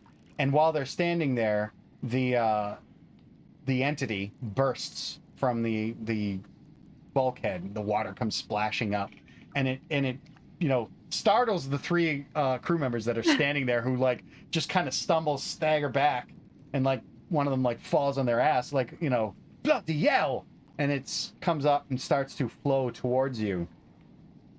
And as it does, you know, and it bends down to look at you again, the like the area around you, it starts to kind of form a little bit of a circle of like flowering plants, and it, you know, begins to whisper to you in that leaf in the wind kind of a voice. I have done what I can. I have used my body to seal the cracks. They will last for a day. Then they will dissipate. I cannot replace the wood. That's all right. That's really amazing. That's so nice of you. Thank you so much. And she kind of like fuddles around with her jewels and whatever she has in her pocket, and she's looking through and pulls out something that's worth 200. Yeah, you can pull out a gem that's, you know, like, you know, will this do kind of thing. And can I pull up a little one that's worth 100? You're gonna pay 300. Yes. It Tip the man. So it reaches, like, vines just start like extending from the torso, and they reach out, and they're very fine by the time they reach your hand, and they just wrap around the gem that is worth 200. Ardea goes, wait, and she takes the little one back. She gives the other one no problem. She takes the one with 100 backs and gives it a tiny little peck, and just says, my parents always taught me that when people are really nice and help you, you should always give when you can. So this is just extra for you. Our accord is complete. My time here is done. Your Okay. payment is received. You want this one? Grace to you. And it just dissipates. It like kind of goes through like a composting process where it just, you know, goes through a plant's death life cycle where everything just kind of rots, but nothing remains. It just disappears, and it does not take your extra gem. Aw, lady just kind of holds it and says, I don't know if I'm going to spend this one, and puts it in like her cloak pocket instead of back with all the jewels. And she looks at the ground where it just disappeared and says, just quietly whispers, says, I miss you already. And realizes that everything's fine down here, but she like runs as fast as her little owl body will let her up all the stairs. Guys! Oh my god, guys, are you okay? The water stopped downstairs. Oz, sure. Anybody, welcome. I mean, where are you? At this She's point, I would running. think that you guys were probably going to head downstairs. So, in that time, it wasn't really a whole lot of time, but in that time, you guys would be descending through the decks. and you would be coming down into the cargo deck at the point where she's running towards that bulkhead to head upstairs. So you guys emerge, descend into the cargo deck to see Lady Cardia waddle flapping her way towards you. Are you okay? Is everything all right? Are you guys okay? Because everything's okay. So the downstairs are flooding really, really bad. And there was these guys and they were trying to jump underneath and they were trying to get some water out. But then there was like way too much water. And that was on the bottom floor. And then I went to the second to the bottom floor. And then there was a little bit of water on there. And that little tiefling lady was there. And I ran up and I was like, can I help? And all these guys kept bursting out of the water. They're like, I can't breathe. There's too much water. So I was like, okay, how can I help? And she was like, can you swim? And I was like, not really that well. But I have this trident that calls for fishes. And she was like, there's no fishes down there. And I was like, oh no, what am I going to do? And then I remembered that I just got this magical prayer bead thing. And if you use one of the beads, then you'll be able to use this ability where you can have this deity come down. And so I got the deity Salandra from the nature, and she came down, and then she was like, hoo, do you have any money for me? And I was like, yes, I do, if you can help fix the boat or stop the storm. And so she went down and she had all these magic, and she went through the water, and she used her own body spirit to fix all of the logs downstairs and keep the boat from drowning. Is that what boats do? I don't remember. But so she did that, but it'll only last for a day, but it works for now, but we don't have any more wood. And then I came up to see if you guys were okay. So you solved that. Well done. Wait. I have an inspiration for that. Because holy fuck. That was fucking impressive. Yeah, no problem. I'll talk like this every day. Because I was. Continue. And then she's just staring at you guys, literally just like, and that's everything that happened. Well, sounds like you've had quite the adventure. Everyone's okay, lady? No one's hurt? Yeah. I'm just I'm a little lightheaded, which I am in real life also, just so you guys know. Yeah, no shit. Oh, she's gonna pass out. Right, I just sat here for a second, I was like, I can't keep doing that deep breathing. Wait, she starts like picking up Charlotte's like arm. Is like, are you guys okay? Is anybody hurt? And she goes up to Oz, just like, like examining you guys. Goes up to Edie, just like, are you okay? Are all your animal forms okay? Yes, I'm good, thank you. Oh, yeah, wait, we're did fine. you say you like, right above the table? How big of a deal is it that Solandra just showed up? Like, well. Is it a non-deal? Like, so it's one of those things where, was it Sulandra? I'm not so sure. Like, did Sulandra really come down?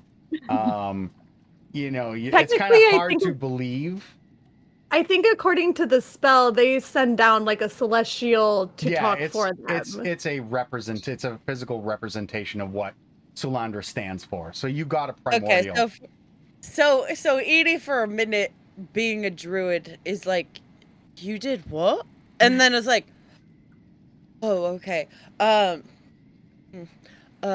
we good then? Are we going? Is the boat this is Bryn's voice. Are we going to fall to the bottom of the ocean now, or? In a day we will. Day we will. Well, I don't love that, but today. So uplifting. Hopefully there's something we can think of in the meantime. How's everything above deck, captains? Well, Edie nearly turned into a pinball and knocked me off ship, but I'm still here. I'm very sorry for, Charlotte. I did not mean to endanger you. Me, I could have probably done something, was willing to figure it out. I would have felt terrible if something happened to you, so I'm very sorry about that. No, it's fine. I'm sure whatever you're doing on the deck of the ship was pivotal. So, did you? I mean, I seen you looking over the edge. Did you see anything down there, or? No. Honestly, I just saw the freaking. I'm going to call it the ground, but it obviously isn't. They're just not great. I don't need. Right. I honestly, good for you, Oz, that you are like, oh, ship people. I hate it here. That makes two of you, because Volpini is not happy. That's why she's not here with me right now. She didn't want to leave the. I don't blame her. No. So obviously something caused this, and we don't want it to happen again.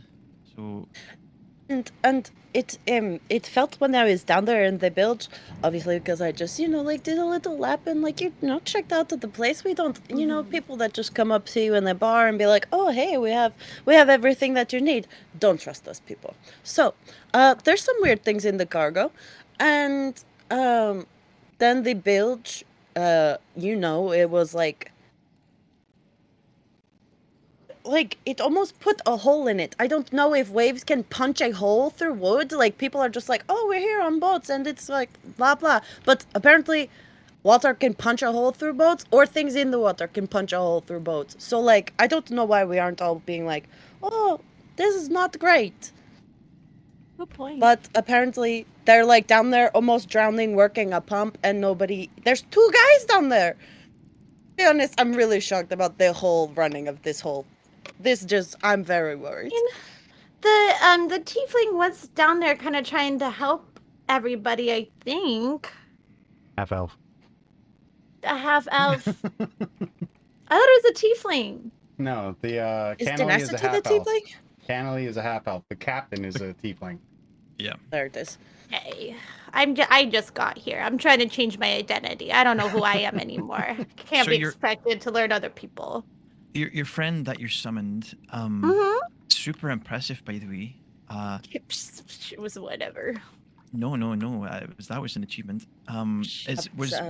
Did they do a permanent solution or a temporary one? Or what's going Well, on there? remember when I made that joke where it's like, oh, the boat's not gonna sing, and I was like, it will in a day. Ha ha ha. It was not a joke, and the boards that she made will only hold for about a day. But we can't be that in the middle of the ocean that we can't stop to get wood, right?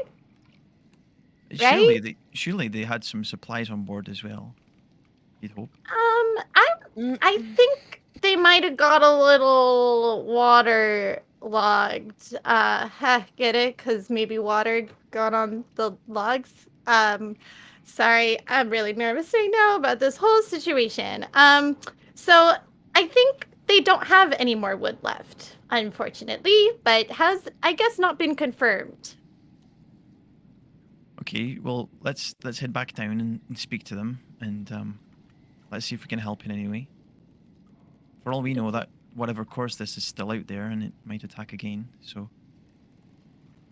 we just need to err on the side of caution. No problem. And Lady just immediately kind of starts doing her little waddle on over. Good idea. We should probably let everybody know that. I just came to check if you guys are okay, and I'm the only one that knows about this whole 1 day thing. Hannah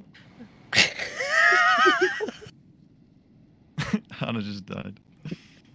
I'm the only one gonna go have dinner. Like, woo! Wait, why the hell am I talking to you guys? I'm the only one that knows this. I gotta go. So this is a perfect spot to actually take our break. At this point in time, we're going to do a little bit of a jump forward.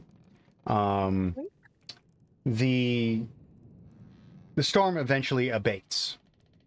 And when it abates, I mean, it's like really like almost suddenly, the seas start to stabilize and steady out.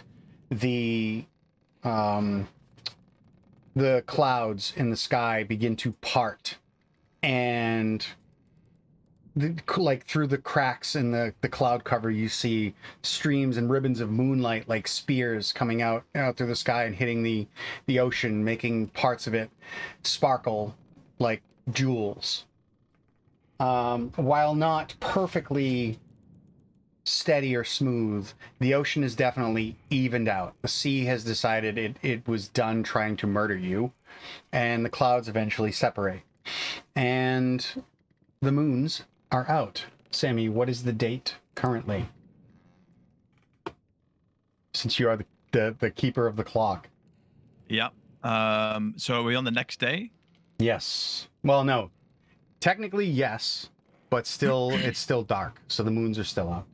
Okay, so the day that we were on was the 18th of Tearfall. Yeah, so it's the 19th of Tearfall. And 252. The moons, let's see the moons. Yes, 252 PDT.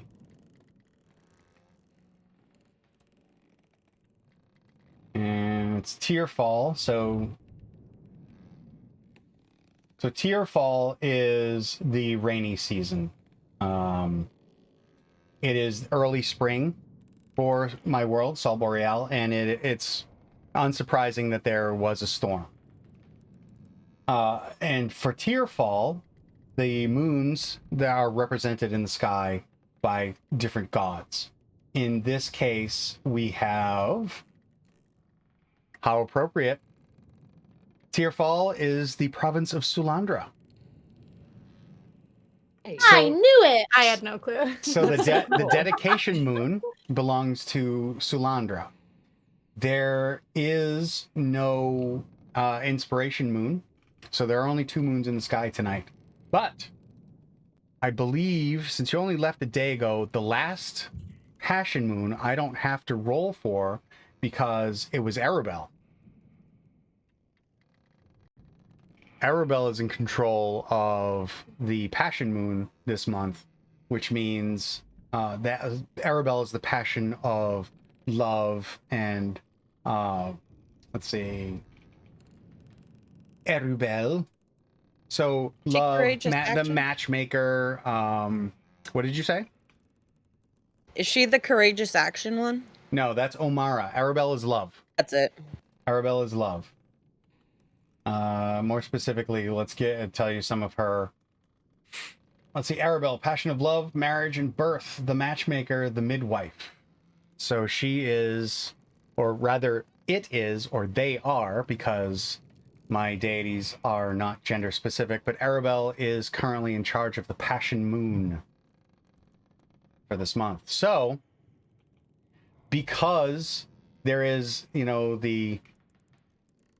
the touch of Sulandra and the kiss of Arabelle, the scene before you is exceptionally romantic. The moons are dancing across the waves, and it's like sparkling because you have tiny little crests that glitter like gemstones under these bright moons, and it's just an amazing sight in all directions. But there is still the overhanging problem of the ship still being damaged. And you can see the crew at this point has begun taking the steps to get the ship, set the rigging to deal with the current wind, and the captain has disappeared into her cabin. And you can see that presently let me bring up, what's his name? What's his name? Yeah. Currently at the helm is the bosun's mate. So Mr. Hogburn is currently steering the ship, and the first mate and the captain have gone into her cabin. And This is still the middle of the night. yes, the crew is in the process of cleaning things up, bailing water where it is collected in things. You can see that they have sealed up the rain barrels, which are very full, and begin moving them over to the cargo, the hold bulkheads, which have pulleys like block and tackle and stuff so that they can be lowered into the cargo hold. And they start passing them up, and then they move some of the empty barrels up to the deck again and lash those into place.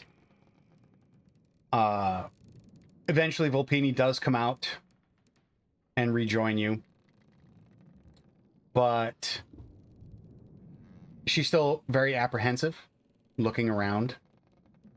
The wind is still decently strong, so the ship is moving at a good clip, but it's not rocking all over the place. And after that storm, you guys are fine. You have your sea legs. There's a little bit of longing and sadness to Azalea. Like you're feeling this, like a good friend has gone off, and you're not sure when you'll see that friend again. Mm-hmm. but you are approached. I'm assuming you're all up on deck at this point, probably taking a breather, enjoying the night air, minus all the rain and thunder, and the scenery is just perfect. Now you can step to the bow of the ship. You're up on the forecastle, enjoying the scenery.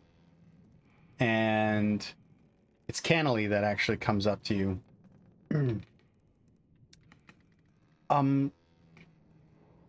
You'll pardon if I don't remember your name. And she looked down at Lady Cardia.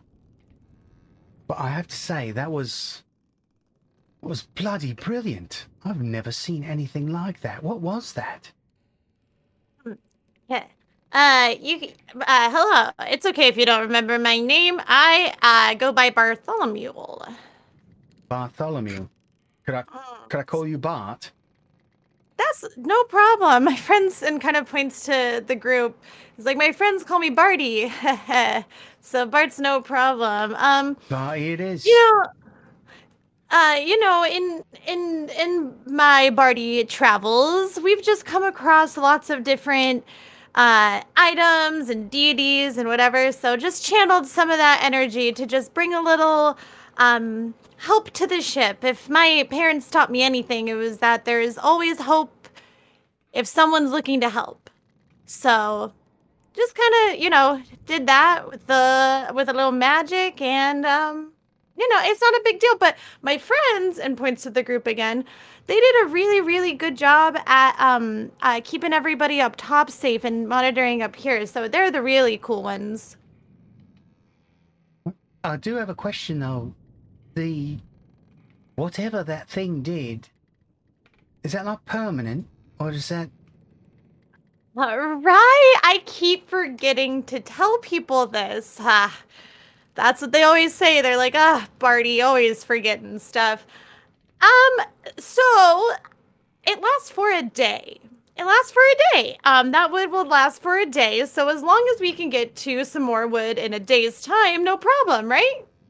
Well, we've got spare wood on board. I mean, we've got a ship's carpenter, and just as she says that, this goblin comes running up, and Cannily, got a problem, we do. What is it, Dreth? Just came from the carpenters, and according to them, the wood's gone. Wood and tools, all gone. What do you mean, gone? Gone, as in not here, no longer, on board, gone. Something was wrong with Bloody hell. What's going... Oh. If you excuse me, I need to talk to the captain about this. And she and Dreth head off towards the bow of the ship, towards the aft of the ship, towards the captain's cabin. And you can see them go, and they disappear into the doorway of the cabin. Seems like we've got a meddler on the ship. This is not good at all. Did you said you found something before, E.T., that was a similar iconography to my father's symbol. Did you find anything else while you were down there as well? There was like a crate was broken, and I was mostly worried about like, do people know you? Like, do people know that you're that person's kid? Like, they offer us this trip because they know you? Well, no. I mean, we were paying customers, right? We paid them our way. We didn't just come on free of passage. No, yes. Well, I mean, of course we will pay them. We had to pay them for the passage, but if we remember, she did the second. Didn't she offer her services to us? I'm misremembering that. You talking about the second mate? Yes. And you're saying what specifically? She offered what?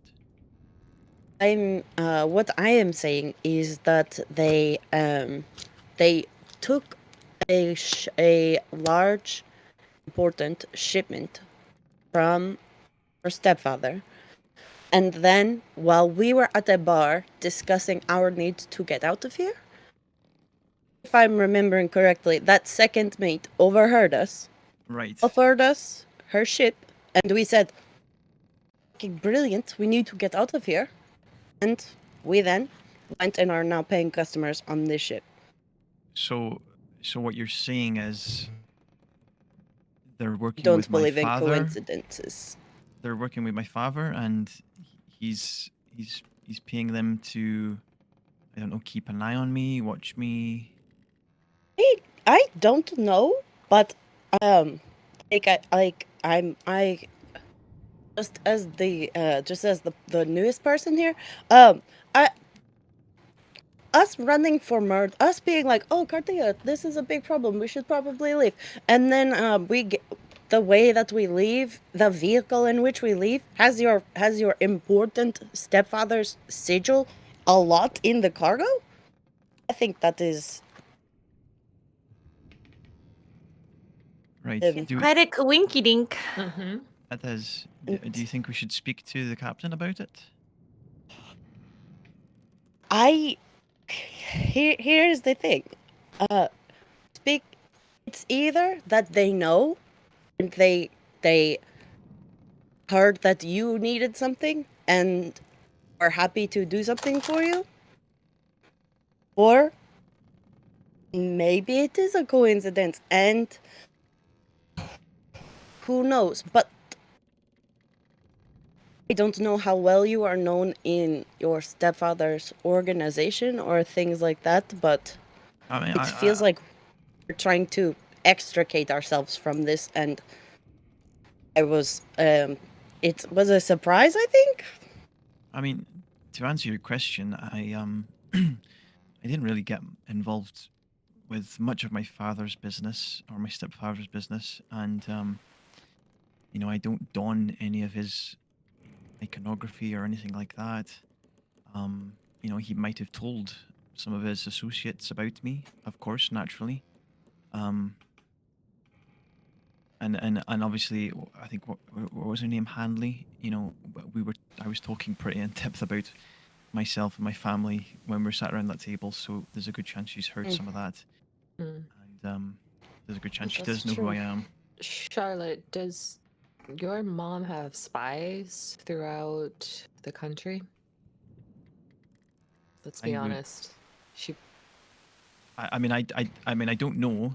I wouldn't put it past her. Okay. Her and my stepfather are powerful and rich enough to have an operation like that in place. But no, I don't have any information that says that's fact, but it could be. Just starting to wonder why this coincidence is occurring. It's starting to feel more like a conspiracy. What if instead of going to the captain, we go and talk to the guys who mess with the cargo and load it on and stuff? Talk to the crew? Talk to the crew. Is it suspicious for us to be asking? We are only Not if we do it all casual. We walk down there, we're like, ooh, that was crazy, all that water coming in here. It almost got all that cargo. Say, that cargo sigil looks kind of familiar, but that was so crazy, that boat stuff. I can't even remember. Where did you guys get that? They won't even know. I love that idea, lady. Maybe leave the talking to Oz and Edie, though. Yeah, last night I made friends with a crewmate, so maybe we could find them. All right. I guess Azalea can be the talker. I'm just not sure, how her skills might translate, but I believe in her. What's that supposed to mean, lady? Are you not going by lady anymore, by the way? Like, what was that all about? Oh, guys, I've come up with this genius stuff, right? So you know, I don't know who I can trust anymore. Cause I like am being framed for murder and stuff, and it's like slightly making me just like lose my mind a little bit. So I've been cooped up in my little room hammock bed, and I just put my cloak on, and I've been trying out different voices just to see how I can throw people off. And I went through a couple different names, but I settled on Bartholomew. Will be how I introduce myself to people from now on. So. You do look like a Bartholomew, actually. You know what? I How thought do you so. see it? I Yeah, think I Barty works well for me. I did not like when that woman wanted to call me Bart, but I wanted to be respectful, but don't do that. She doesn't know you like that. She doesn't know me as a Bart. Good God. Sammy, that was so funny. She doesn't know you like that. Woo, anyways. All right, we'll leave the talking to us.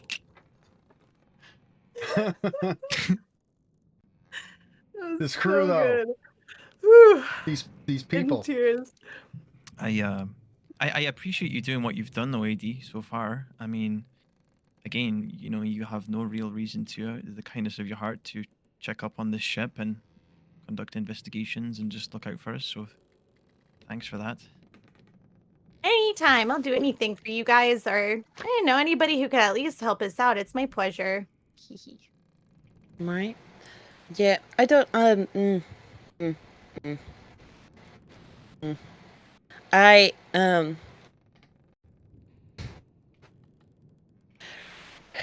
I'm going to probably continue poking around just because at this point I won't be able to help myself. Do you mind if I join you, or? Oh, is it a not at solo all. mission? No, not at all. Most of the time I just, you would think I would have to turn into like a creature or something, but if I just walk around, most people do look at me and be like, don't think she's supposed to be here, but there have been very few times where anybody has been like, and it's been a real problem, and she's gonna like be like that she said that out loud, and she'll like knock on the walls or something. Yeah. I never had that problem back at school. It is getting late for the this time of night, and after something like that, the adrenaline eventually does wear off. And when it wears off, and I don't know how much you all have experience with, having your body flooded with adrenaline and then getting over it, but you definitely become exhausted.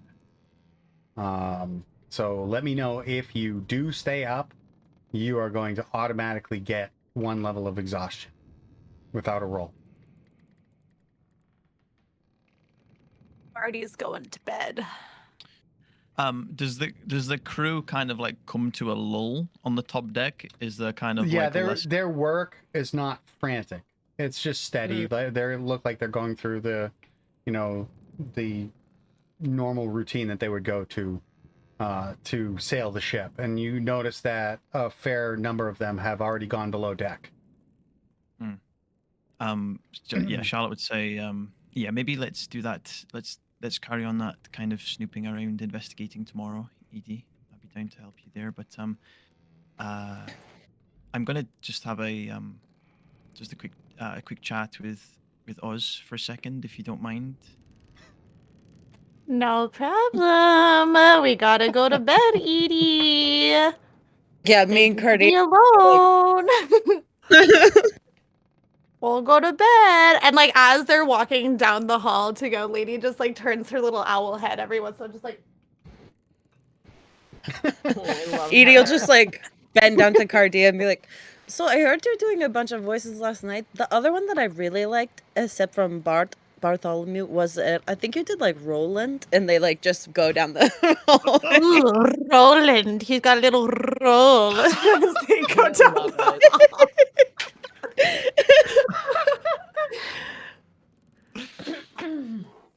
Excuse me.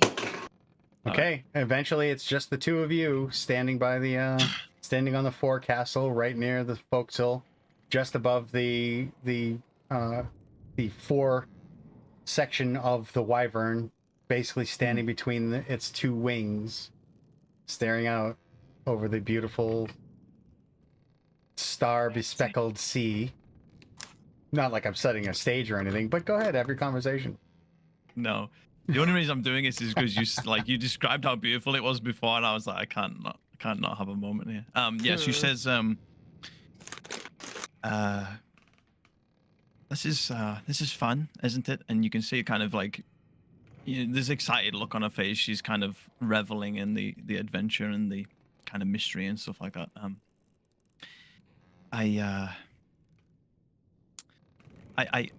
I didn't think it was apt to say it before, really, but when I came out onto the deck during the storm, and I seen you kind of standing there out in the midst of it, you looked you look pretty nice. Thank you, Charlotte. Kind of in my element here. I hope you're not too far out of your element. I mean, I am, but this is everything I could have wanted. Getting to see new places, adventuring with friends.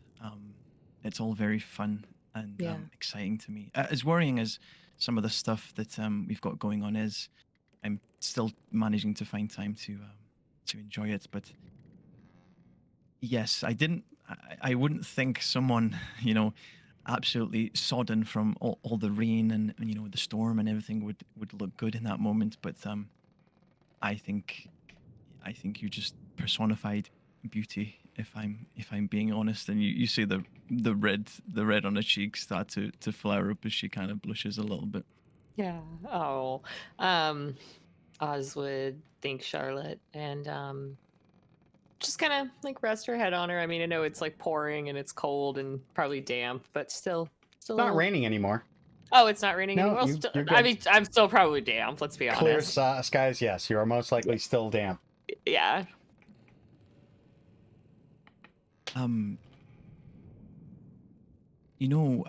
Earlier, I guess yesterday at this point, when we were sat around the table it was me, you, and Edie, and I was talking about, dealing with this kind of the mental struggle of inflicting harm on people and killing them and things like that. You remember that conversation? Mhm. And kind of one of the things that has been on my mind is, every time I sing my Blade song, it's because I'm in a fight and I have to inflict harm and pain, and there's the possibility of death. It's not what when I think of that song, it's so special to me, and I don't want it to have those connotations. And I'd really like at some point if I could sing that song maybe to you in a setting where I don't have to fight, and then when I do have to sing it in the middle of a fight, I can think of that moment instead, and more positive connotations, I guess. Do you understand what I'm saying? I do, Charlotte, and don't think of it as inflicting pain every time. You have to think about it as protecting yourself and protecting the ones you love. It's not acts of injustice, it's self-preservation. No, you're right. And I love all of you guys and care for you a lot. So yeah, that's exactly what I want to think about. When I do sing that song. So if at any moment you fancy being, I guess, serenaded, I can absolutely sing that for you. I actually wrote it. I actually wrote it myself. I think some Blade singers, from what I know, there's kind of a traditional song that they sing, but other Blade singers branch out and create their own. And Mm-hmm. When I went for my training, they kind of suggested that I did the same. So that's the song I wrote, and it's called "Lost in Thoughts, All Alone," because I mean, as sad as it is to say, it kind of reflects all that time I spent in my room alone, just lost in my own thoughts. I only had books and my imagination, and there was only so many ways I could express myself. So my life has changed a lot since then, and you've played a big part in that. So I think it'd be nice to have that full circle moment. So Absolutely, Charlotte. That sounds so beautiful. How old were you when you wrote it? you know, if you go to the Feywild, and I hope you do, I want to take you there. It's beautiful. Time works very, very differently there. I've heard that. Sometimes it can pass really quickly, and sometimes it can pass slowly. So most of my time, spent writing that song was there.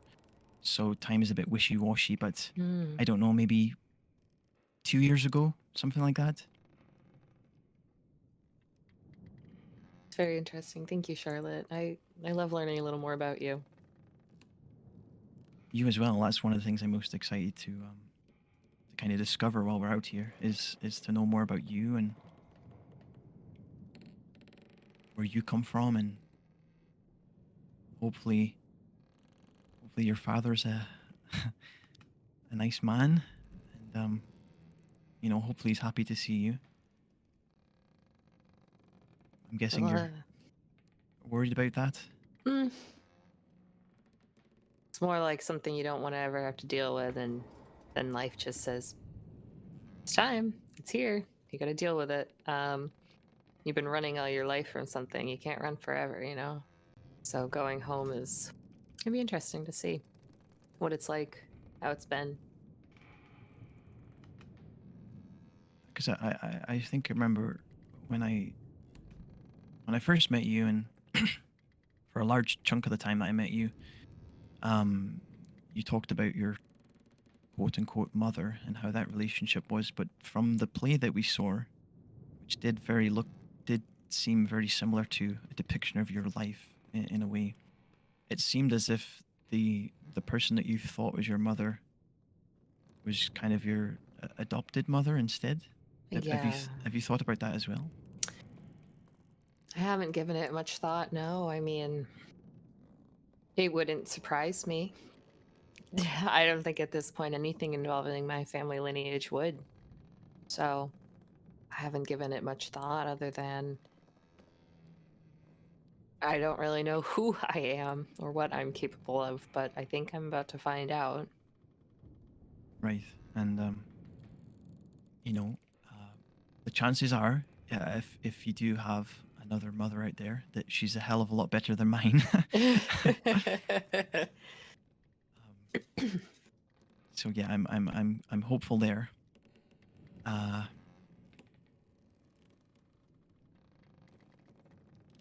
But yes, I'm in a similar boat. I kind of had my history stripped away from me by my mother and stepfather, so I'm on that kind of journey of self-discovery as well. Absolutely. And I've only had one side of the story. I don't know my father. I don't know if he's still alive, but I don't know if what type of man he is. There's nothing to say that he is a nice man. He might be nefarious himself. So Absolutely. I'm holding on for hope, though.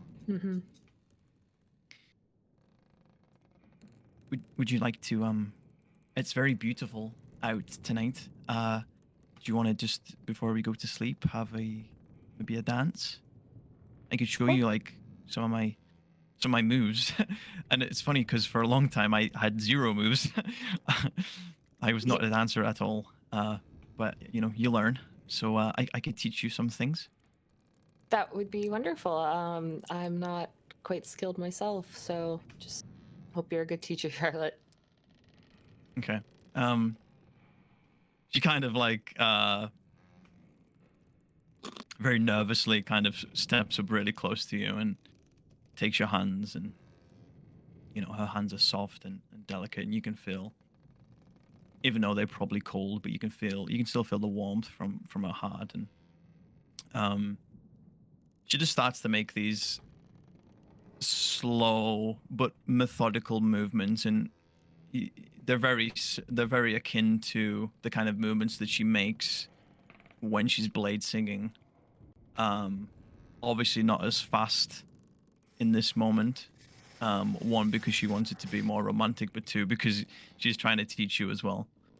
But yeah, and it's kind of like after a minute or so, you kind of get into the groove, and it's very fluid, almost like, I think how I've described it before is just, you know, water kind of flowing down a stream, and you can almost kind of feel that as well after a certain point. And yeah, unless there's anything you kind of want to say while you're dancing with her. As you guys are dancing, you can hear somewhere amidships, somebody starts playing a violin. And just a few beats, you know, maybe like a 4 count into the violin, somebody starts playing a concertina to go with it. For those of you who don't know what a concertina is, it's normally called a squeeze box if you are on a ship. So it's a little mini accordion. I wish I actually had music like that prepared, but you know, there's always next time. And you know, interestingly, the song that they are playing matches the dance that you're currently doing. And you give a glance over in that direction as you're dancing up on the forecastle, and you can see you know, the 2 musicians and a couple of the other crewmates are actually watching you dance.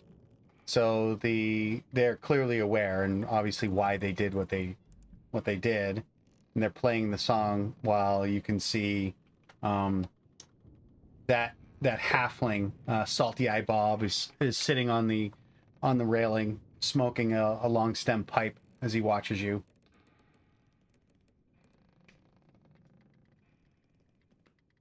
Seems like we've got an audience. Well, I suppose no harm if we give him a little more of a show, and should just hope that Charlotte would continue to show her some dance moves or whatever Charlotte's comfortable with. She would kind of try to like keep eyes locked on you, but you see her like kind of avert them towards her own feet for a second, and she's you can see she's shy, and she says, I could maybe give them some vocal accompaniment, do you think? Maybe Oh. not. No, you sure? Yeah. No. Yes. Oh, okay. All right. But we can keep dancing. Yeah, that's This is gonna be nice because normally I have swords in my hands. I've got your hands instead. I feel better. And she starts to sing. Give me a moment so I don't butcher this.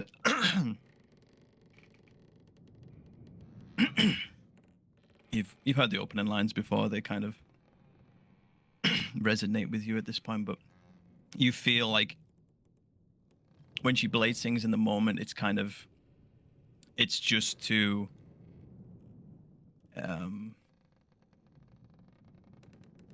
empower herself and try to get through the fight. But you know, as she starts this song, you can feel it's very channeled towards you, and the lyrics are very personal.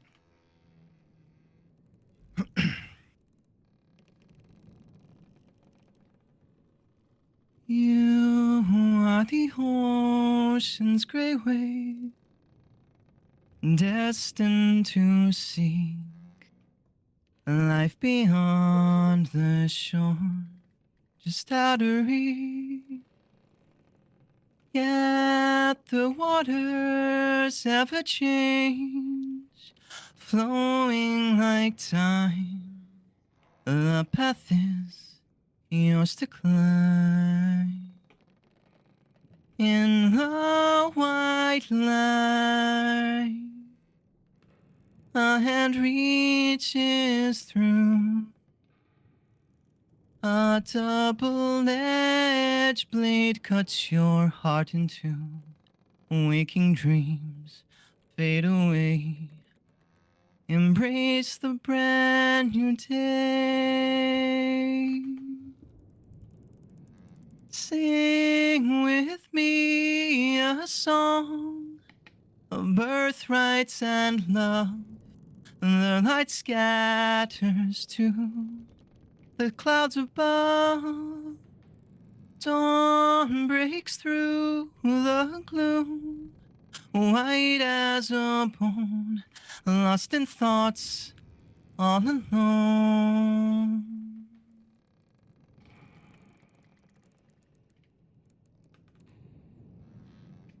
The kind of song comes to an end. And Very much like my. Oh, Vish, go on. the sound of the music also kind of fades off with it, and the sound of the as the song fades, there's like a little bit of a lull and silence between the two of you, and all of a sudden you just hear the sound of salty eyed Bob. This be where you kiss her, lass.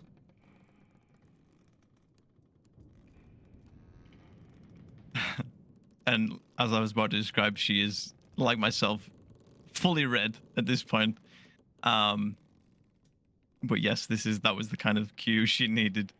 And she will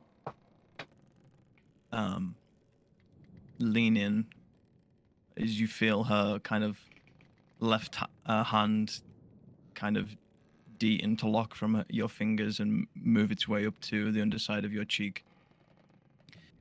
And yeah, you feel her move in and her eyes close as she goes to kiss you. Oh, that's so sweet. All right. So I think we can fade that to black just a little bit. Just a little bit.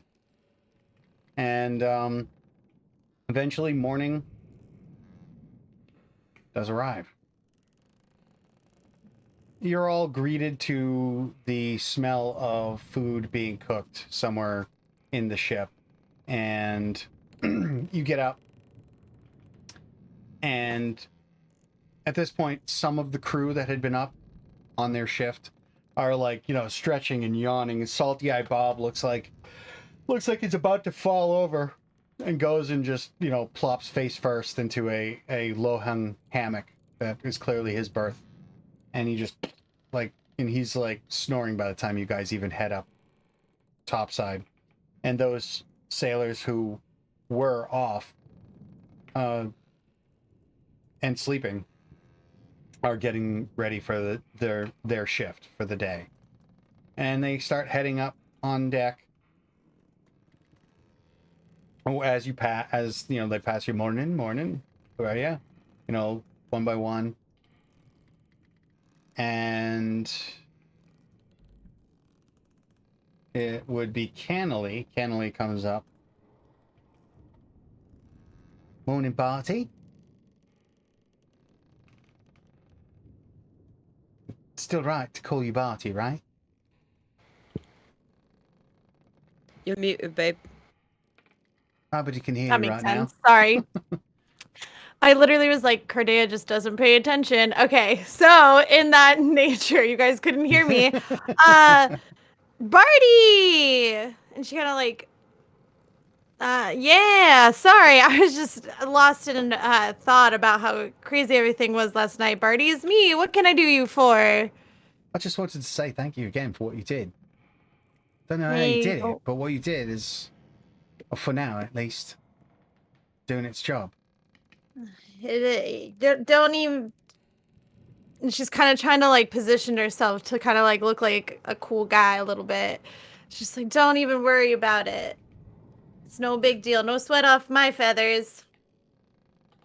Well, I appreciate it. I don't know. I'm here. Got some friends that are between you and me on a date. Is there anything else that you guys need help with on the boat? Because Barty can probably do it. Not at the moment. At least, not that I know of. I mean, there is still a concern about the damage, what was done. but it's not something I think you can help with. At least more than you already did, so I just wanted to say thank you again. Well, thank you. And Lady kind of gives her a little weird salute thing and turns around. And as she's walking away, she's like, "Oh, thank God, I didn't actually want to help. I'm so glad she said no." You don't know if she heard you or not, but she heads up, and the rest of the crew heads onto deck. You can see Am I close to some of the crew? well, when you get on deck, yeah, you can see a lot of the crew are sitting there eating. You know, very, not like sitting at a table or anything. This isn't like it was on the Glass Sea there. They've all got, you know, their food and, you know, a bowl of whatever it is they're eating wherever they happen to be sitting. So they're kind of scattered all over the place. And you can see near where the aft of the ship where the captain's cabin is. You can see the captain and the first mate are talking with a half-orc, some big male half-orc. You think you remember his name as being like something like Thurbold or something, or Thurbal, or, you know, you've only met him briefly, but they're nodding, you know, back and forth. They have concerned looks on their face, and this gnome comes walking towards them rather frantically, and he has like a pair of goggles, and you can see he's got heavy work gloves, and he's frantically saying something to them, and it's that they're nodding or shaking their head no, or, you know, going back and forth, and he's just like putting his hand to his head, like talking frantically, like we heard Lady Cardia do just a little while ago.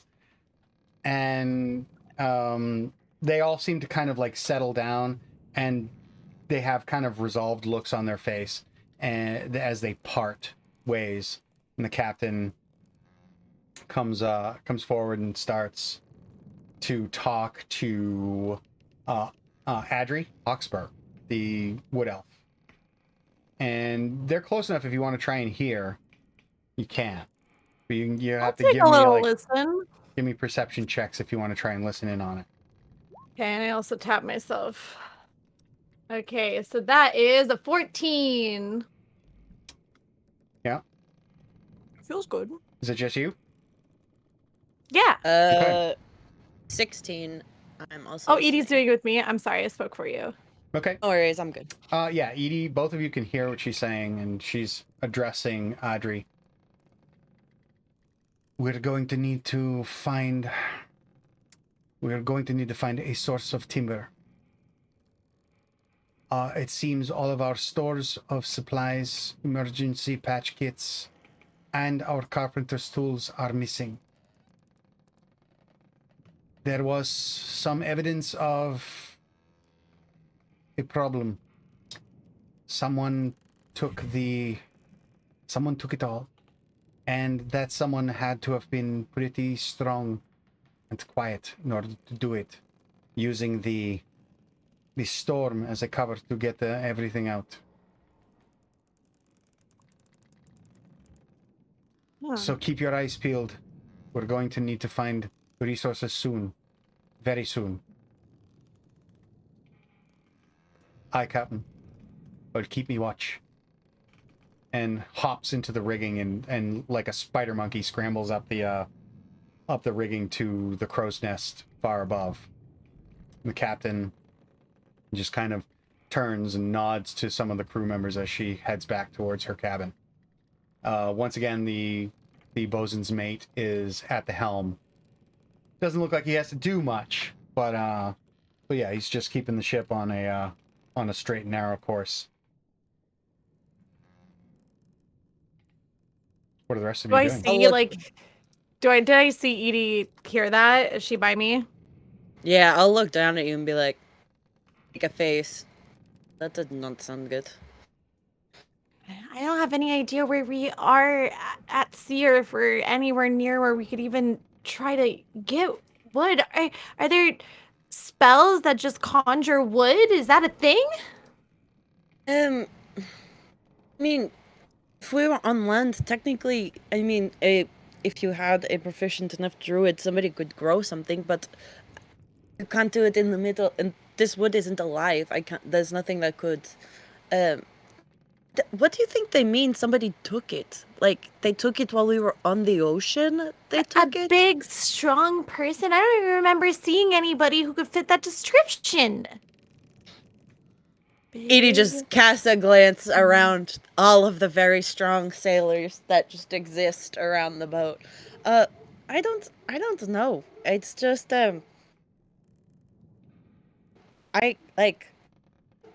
what do they mean that, so somebody took all of those things, but they have to keep a lookout like they're still on the boat? A lot of what they said does not make sense to me. Oh, that makes sense. I didn't catch on to that quite at first. Good, keen eye, Edie. Maybe they do know. I mean, nobody reported anybody missing, or at least nobody said anybody was missing. I asked if I could help or if anybody was hurt.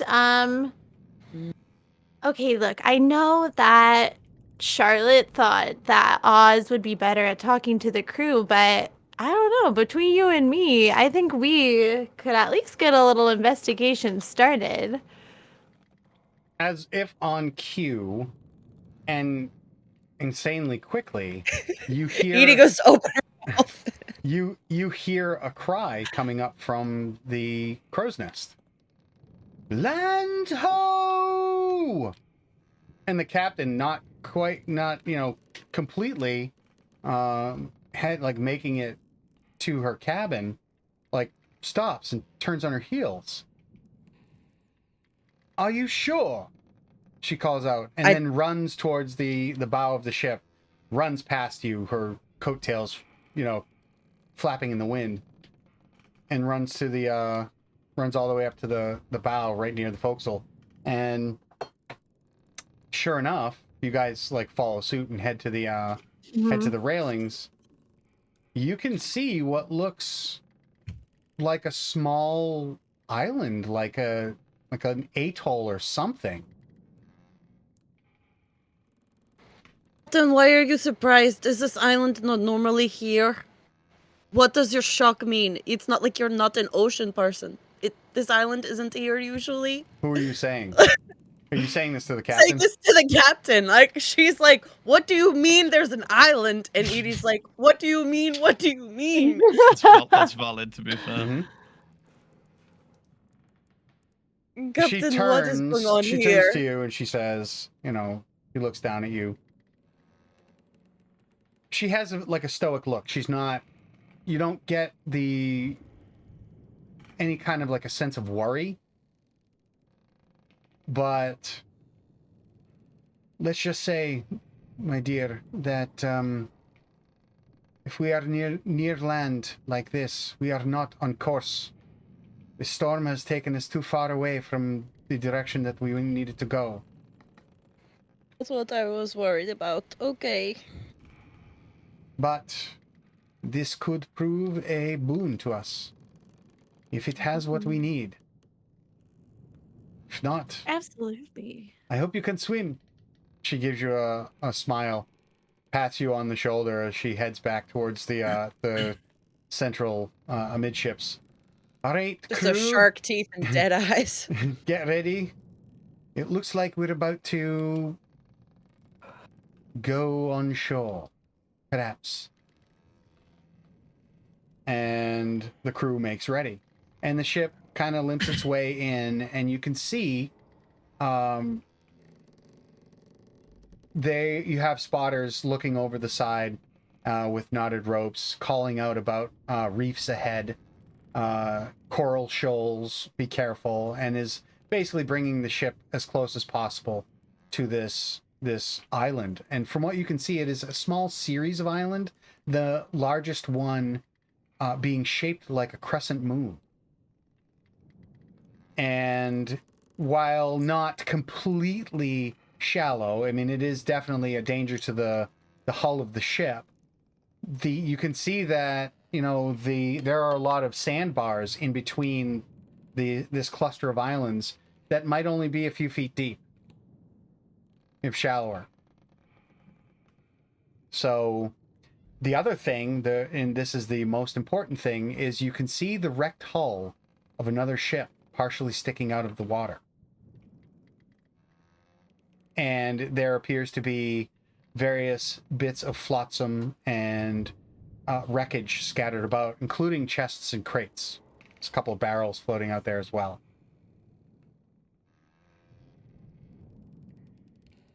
Well, this is not all that promising, but perhaps we can salvage some of the timber from the ship that is already here, but it's going to take most of the crew's efforts to collect the timber. As it is quite submerged.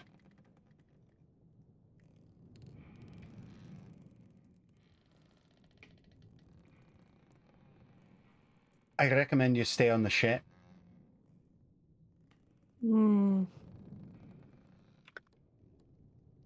Lady looks to the rest of the group suspiciously. Are we gonna stay on the ship? Are we gonna agree to that? You said recommend. They didn't say you had to. But, I mean, there is a lot of stuff out there. And you can see that the crew, like a bunch of the members of the crew, have kind of like crude tools, since the carpenter's tools have disappeared. And they're using like crowbars and like some of them have some of like cooking utensils that might help. And they have air bladders that they wear over their head, and you can see there are like pumps that they have set up on the deck so that they can actually constantly have air. So it's like this weird contraption that they can wear on their heads so that they can go and do the work. And a few of them go overboard. The rest of the crew are, starting to work the pumps. I'm gonna say, because me and Caitlin haven't said anything in character, that we weren't there for that dialogue. And I would say when the ship kind of comes to a stop, that's when Azalea would wake up, and she would wake up to Charlotte kind of she's already prepared like a drink and some food for you to start the day. Mm-hmm. And she would explain basically what Matt's just talked about, like what's going on outside. Yeah. We should probably join the others up on the top deck, but I didn't want to wake you. I got you some things to start your day, because the Storm Queen can't go about her day on an empty stomach. Excuse me. Nothing came out. You're getting her all choked up. Wow. Thank you, Charlotte. Wow. I wasn't expecting that. Yeah, I think it's best we do hurry and see what's going on up there. And she would, collect herself, eat, drink, whatever she can, and, start to head upstairs with Charlotte. Okay.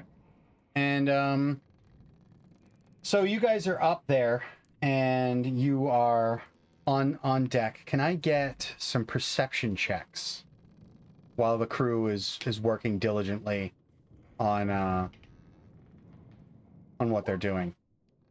Can Volpini roll? Sure. But Volpini, are you looking through Volpini's eyes?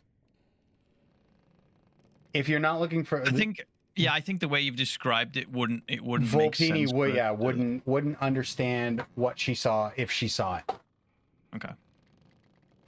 Dirty 20 for me if you were asking. Well, I mean, you're all standing there actively actively looking out there, so I would expect it to be like an active roll instead of just passive. 18 as well. Wow. An 8. An 8. Just become best You're friends. like, cool island. We already were. I'm on a boat. You were distracted by breakfast in bed. Cool island, dude. Wow. Is anyone else going to go surfing? Has anybody else ever been to an island before? You guys were born on an island? I don't know. Only cool kids were born on islands. So you're all looking out, and I'm gonna say Edie's one spots it first, somewhere off on one of the smaller islands in this little atoll, you spot what looks like a chest, and it's not buried or or anything, or like the rest of the stuff is like somewhat embedded, but you also see the mark of a wyvern on the front of the chest, painted.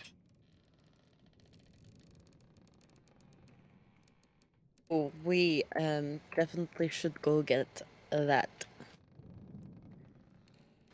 No, just sort of like discreetly point.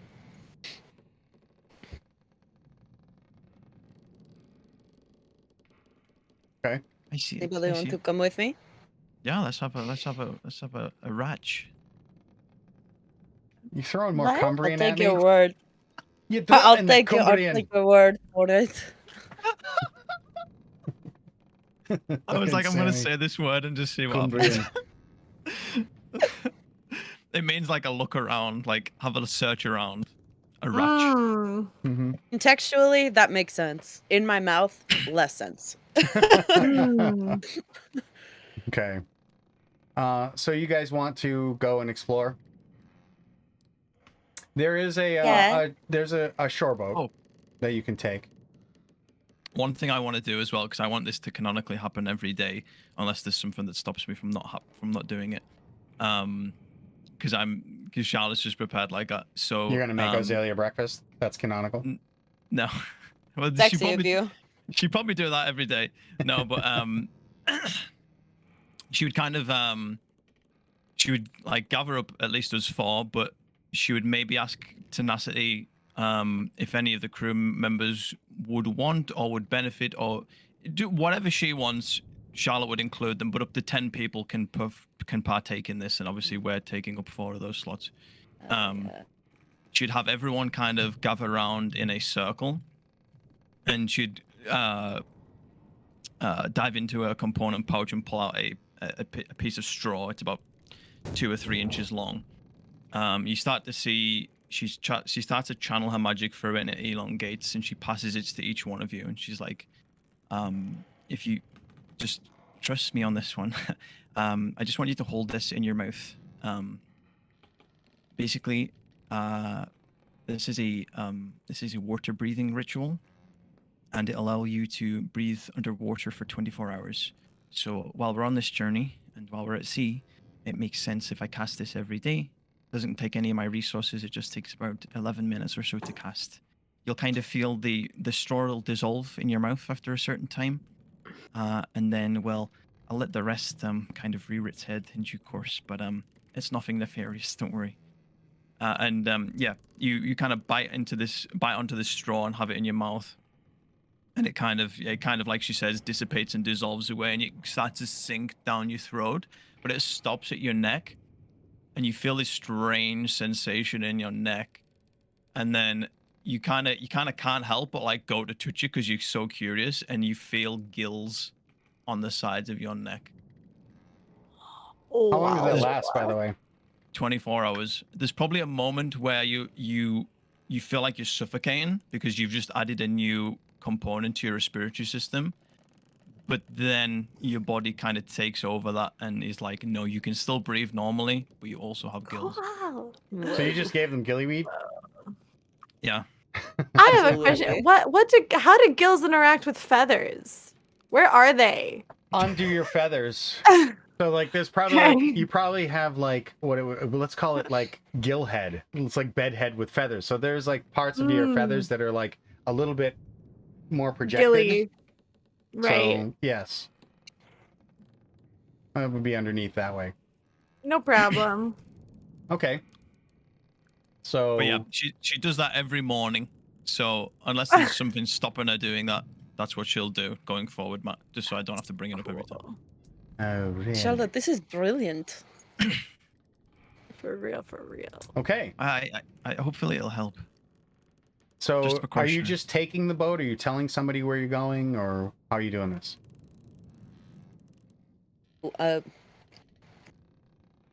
In reality, Edie just goes about her business, and until somebody tells her to stop or that she's skipping elements, Like, she just goes about her business. So, like, unless Azalea's like, we should say, then she just is like, okay, then do we just one of the boats? Do we, like, it's not that far. What do you want to do?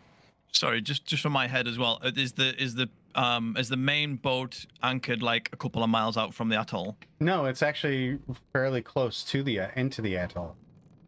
Oh. Okay, Oh. but it's not like you can't just go overboard and you're onto like sand. Would you There's, like like, to water. see? I'll jump over. Fuck it. Whatever. Here. Hang on.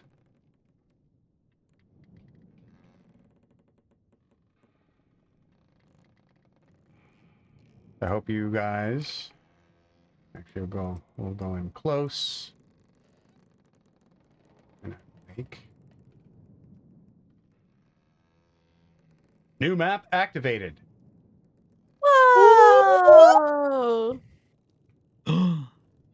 That's Ooh. freaking cool. Moon Island. That's what it's called. Just in case you guys are wondering. I was trying to think of the name of that moon island in Avatar: The Last Airbender. I can't remember it. It's in the Fire Nation. I don't know. Shout out to Oh. anybody in the chat who knows what I'm talking about. I Isn't know what it you're talking Ember about. Island? It's the That's it! It's Ember! Island? Oh, wait. Yeah. Is that the beach? That is the beach. That's during the Fire Nation part. Is that what you're talking about? I'm talking about the one where the fire monks are. I apologize for this, but It's fine. Avatar: The Last Airbender is cool as fuck. So It's a goated show. Yeah. Yeah. So everybody go watch it right now. they're making more as well. Did you guys see? Not to go they off are topic. 2025. The gang is coming back. You're welcome to Yep. this announcement. I should probably. I don't have a token on here for your little. Well, she doesn't really need a token at the moment, realistically. But do you want me to Someone- add one? Oh, for Volpini. Yeah.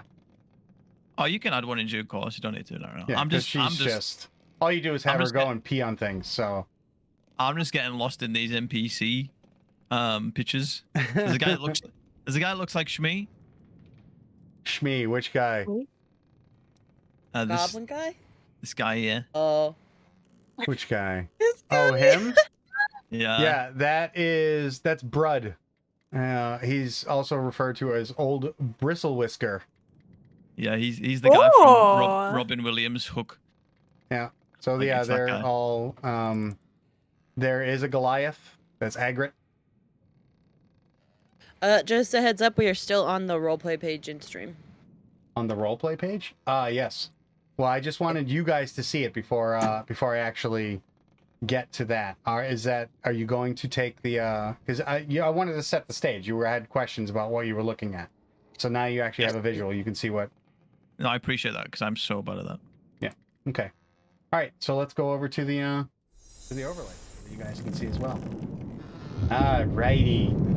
How we doing there? So yes, now you can see the map. So there's the ship, and the islands. The islands are right over there. So what you all doing? You can see the sunken ship too, right? Okay. Yeah, no problem. So I started you off on the shore boat. And where's this chest that we found? Is it this chest here? It is.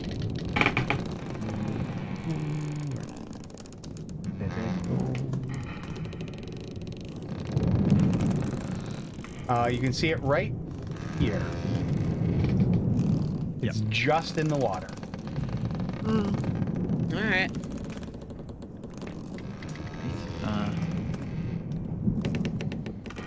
Make our way over. All right, Any of so us swim better than the I others? will move the tokens to start. So if you're going to go into shore, I will put you. Let me move the tokens. Will start here.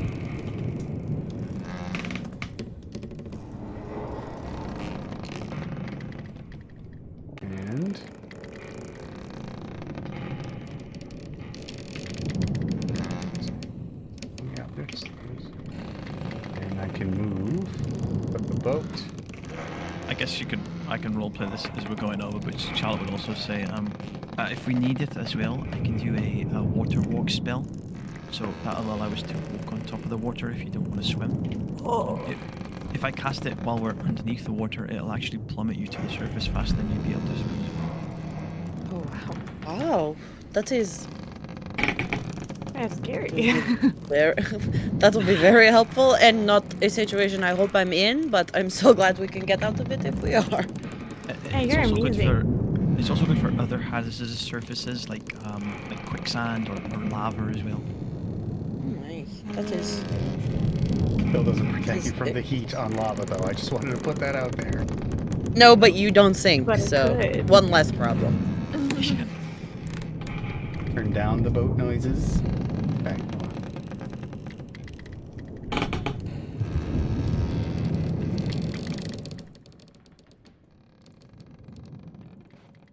How's that? Is that better? All right.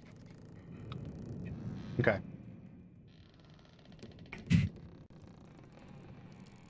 So, and actually I can... Let's do a little bit of a change up here.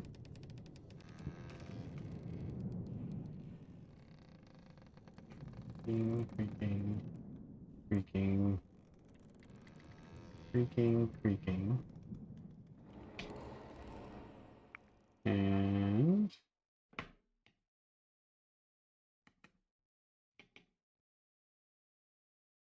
some of this. And this. And...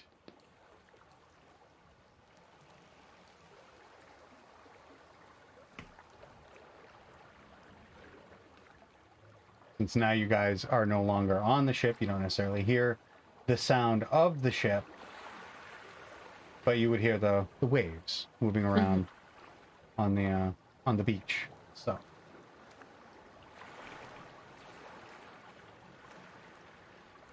that okay? Is that too loud, too soft? Sounds good to me. Right.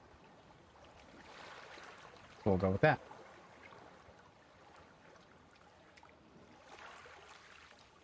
So there's no trees to speak of, but there's definitely, low vegetation growing here, shrubs and little scrub plants and things like that, some lichen.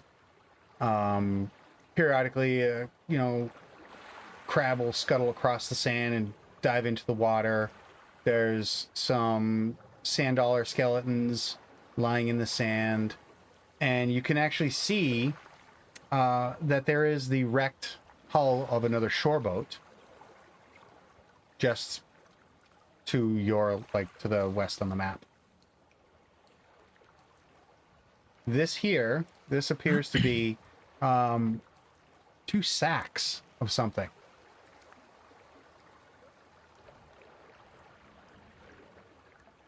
Me?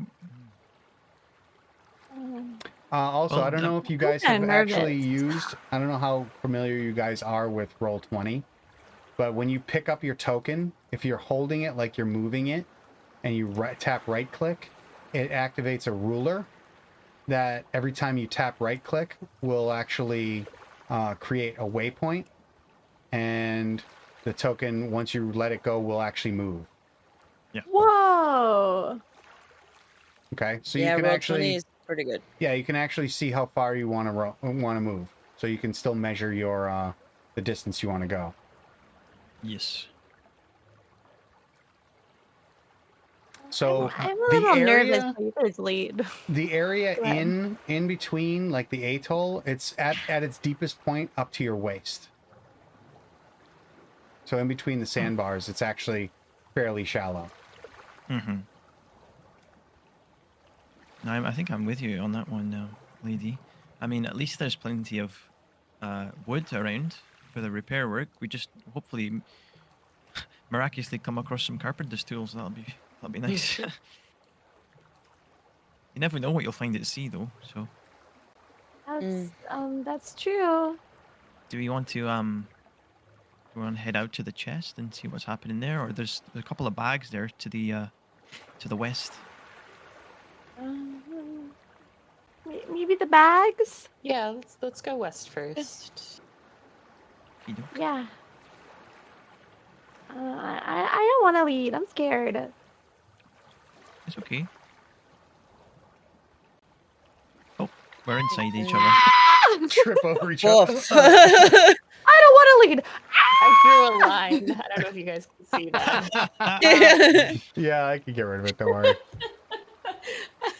Draw something beautiful. Such a noob, Caitlin. Such a I noob. know, right? Like totally. Like who's the new person? Right. Okay. Is the bags opaque or are So- they translucent? So the bags are waxed canvas. So obviously they came from a ship. Do you open them up? Yeah. Well, the first one that you open is full of potatoes.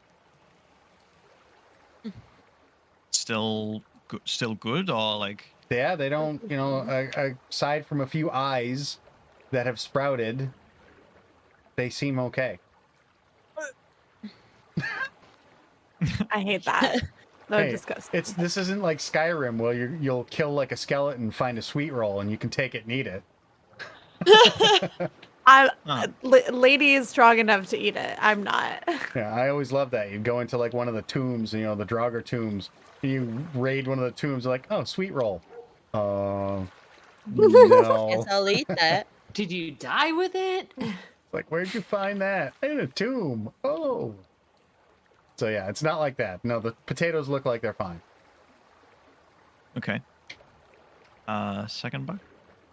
You open that up, and it appears to be full of lemons. Same deal. The lemons are intact. All right. Cool. Now all you need is some butter and a roasting pan. You got some like lemon butter roasted potatoes. And there's no writing like on these bags. Any No, notes they're inside? just a standard canvas bag. They were cargo on some ship. Okay. And can I Possibly tell like the ship that is now under the water here. yeah? Can I tell how long they've been here? An investigation check. I'll Anyone guide else? you. Anyone else proficient? An investigation. I am. You are. Yes, I'll come over and help. I will roll with advantage and guidance as well from the bay owl. Where's my investigation? Okay, and then a D4. Nice. 19. Okay.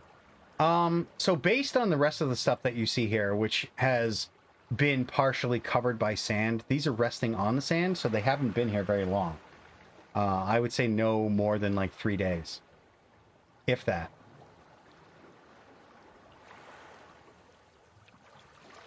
Seems like they've only been here a couple of days, 3 at most. It's likely that they were part of the cargo from that abandoned ship there. Oh. And no sign of what happened to it? Can I take like a look at the sunken boat to see like how it sank? Which boat? The shore boat that's right there? Yeah, that seems where these things came from. Yeah, just give me an investigation check.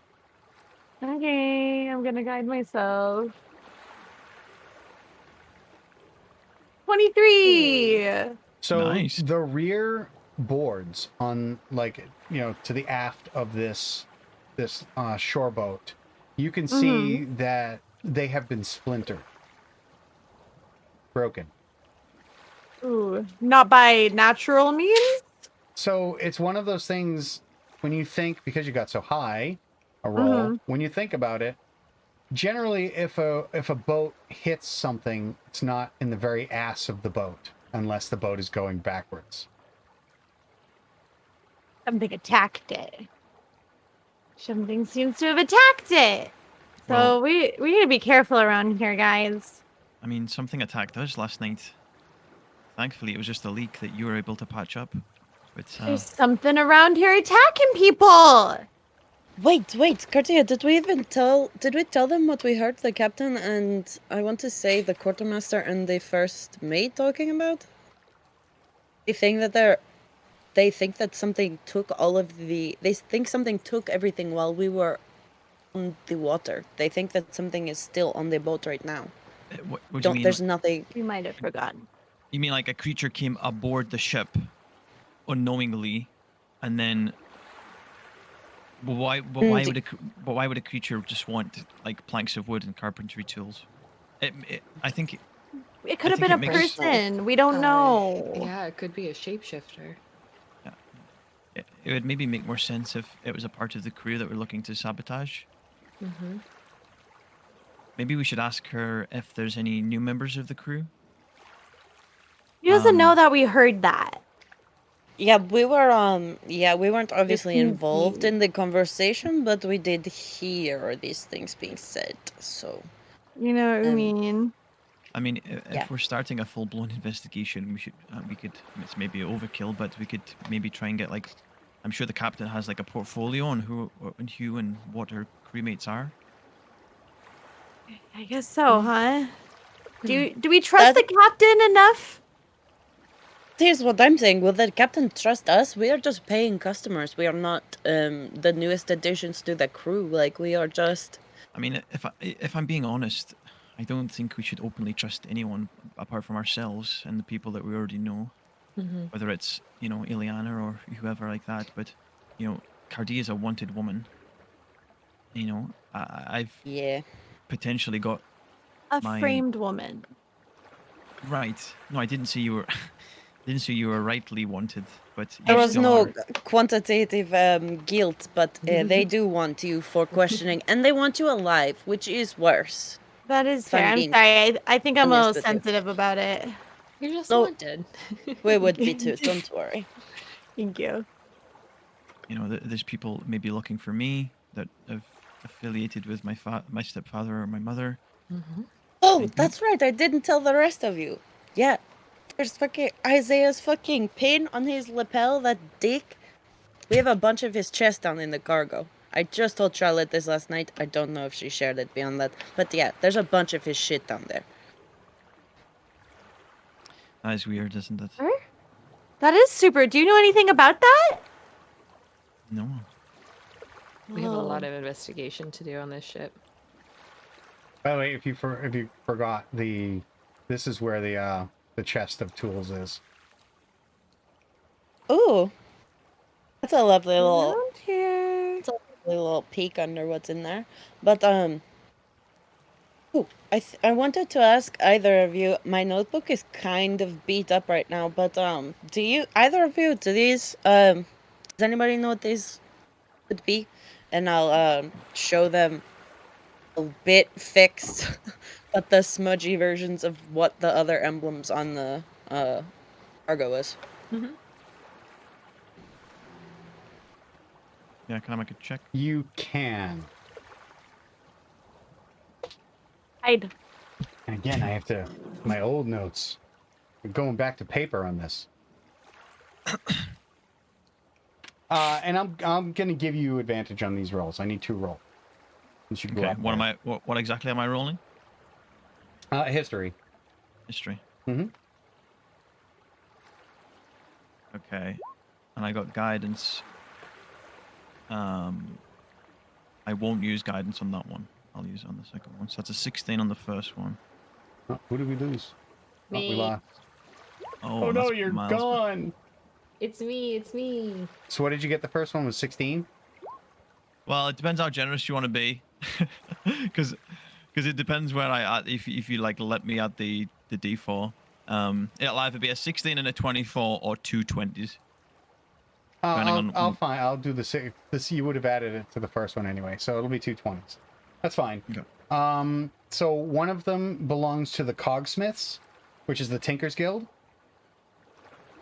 and the other one is belongs to the League of Iron, which is the miners and ironworks guild, smiths and things like that. sorry, the cogsmiths, which is the Tinkers Guild, and then the ironsmiths. Is the League of Iron. Oh, okay.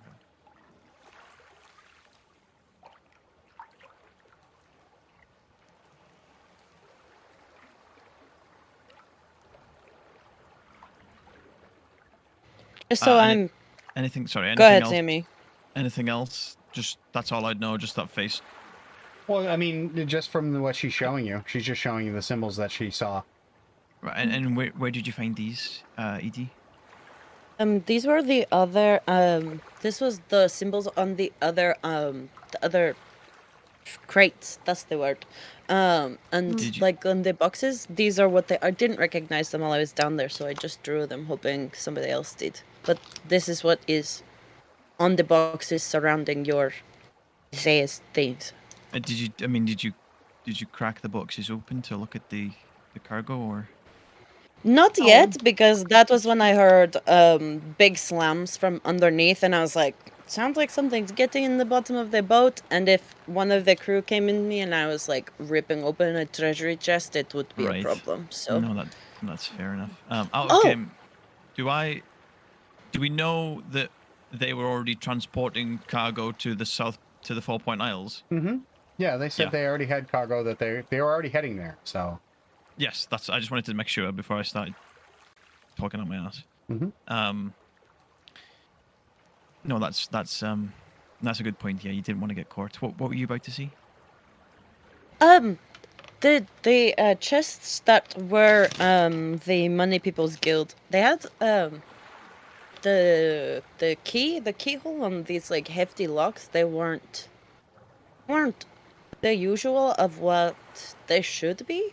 That you know. You don't need to make a roll. You understand that. So now it kind of makes sense to you. So those crates are probably minted coins that are being sent off to the 4 Points Isles. And that is the province of the Priory of Coin, which is the Bankers Guild, which is what your father is a part of. And the fact that your father's symbol would be on the chest, which means he was responsible for not necessarily brokering the deal, but handling the exchange. Those keys are only carried by the heads of guild branch offices, and those crates are magically sealed, definitely trapped, and woe be to those who tried to open them without a key. Interesting. Sorry, you give me. I think you give me a specific place within the 4 Point Isles. Within all that, I just missed it. Where you're sailing to? You're sailing to East Point, which is Stormgate, is the name of the city, the capital city of East Point. Stormgate is the one that faces the Krakentide Maelstrom closest. Yep. Okay, so it's probably a good job you didn't try to pry open those. That could have ended badly for you. Yeah, it's a shame we don't have our resident lockpicker with us. Yes, that's a skill one of us should probably pick up. I got calligraphy supplies, so let me know if you ever need me to write anything. You and me both. We could write a novella together. Cute. Useful skills. Mm-hmm. They can be useful. I promise you. I bet the two of you could probably forge some interesting documents. Well, that's another kit I've got. I agree. Good. And, I know I'm with the right people. That's experience we've had, actually. Yeah, that's true. To the detriment of my mother, actually. Oh, hold on. No, that might be a bit too. That might be a bit too much. So you can hear the results of some of the construction. You can hear the crew shouting and give a glance back. You can see they're raising some of the timbers boards that they've, so they're hooting and hollering, yay, as they're pulling some of the boards up. And and they start gathering the planks and they start loading them on there. It's very slow going because they're not using the proper tools. They're, trying to salvage stuff, and it's going very slowly. I think with all the kind of information that you gleaned, Edie, which is very very good, by the way.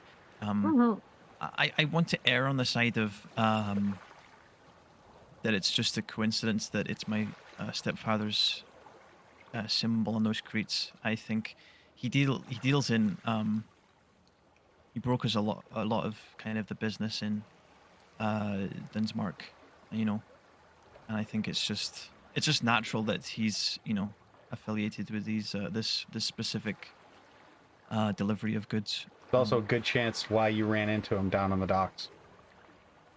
I was just opening up to that page, yeah. Yeah. So yeah, I think still be cautious, but I don't think, or I'd like to think that my stepfather doesn't know we're on this ship.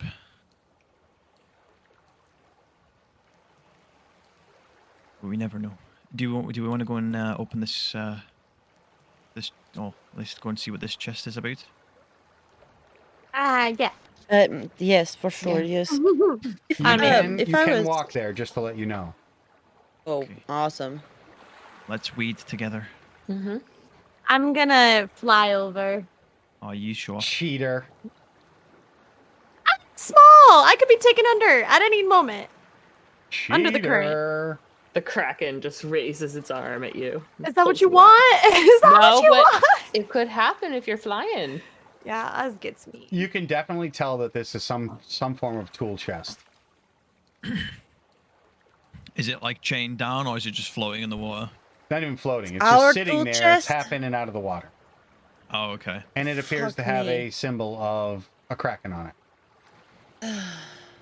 You know what? I'm not a kraken. You guys are throwing that in my... Of a I was gonna wyvern. say. Hey, wait a second. Rewind that, not a kraken. Stop putting monsters in my head. I'm not going to try and kill you with a goddamn kraken at this level. Well, no, I damn. thought Appreciated. I thought it was someone affiliated to Oz, because like the Kraken thing, I was like, oh, this is Yeah, an no. Oz thing.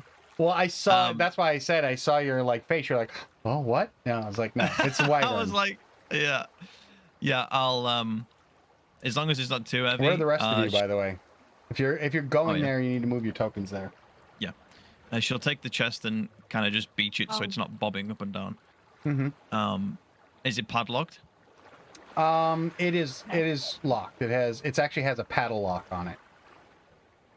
Okay, well, knowing what Edie just told Charlotte about stuff having traps on it, she will ask Edie to investigate with her to check it for traps.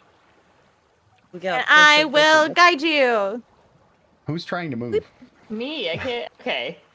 There you go. I'm learning. I'm learning. That's okay. All right. So who's all right, now Edie's standing on someone. Crawling right over on Charlotte. Didn't mean to, sorry, that was my bad. See how it is. Flashing. Dirty 20. Everybody's all over Charlotte, to God. what are you trying to do? Check it for traps. It's not trapped. Okay. It's also not locked. It's also not locked. Yeah, the paddle lock is just clicked into place. It's not actually locked. I will Can I open it. do it? Hold on, you're gonna... Amazingly, it is full of carpenter's tools.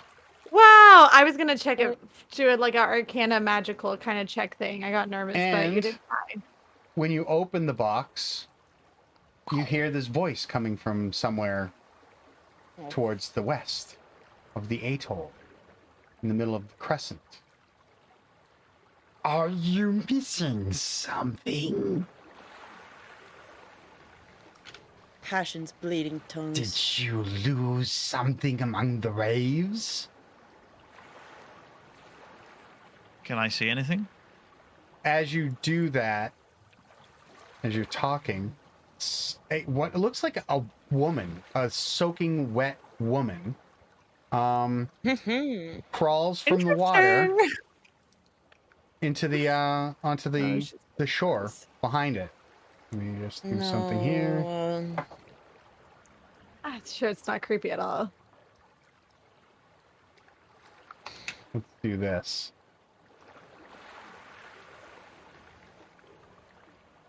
Let me get her. Yo. It's wow. Josh, Simple Desires. Yeah. Hey, when a lady comes crawling at you wet out of the water, you gotta do something about it. Like fight her with your spells. And she appears. Ooh. Oh, Lord. Soggy Foggy wench. wench. I still want her number? Okay. And she looks like someone who once was beautiful, but has been taken by the sea. And it just did not go well. Were you the one that took our carpenter's tools? Me? No. I would never take anything from anyone. I am just a humble woman living alone on an island. Okay, well, these are ours, or more aptly, the members of the ship behind us. Not anymore. If it landed in my house, it belongs to me. Right. We could maybe exchange that for some coin. I've no need of coin.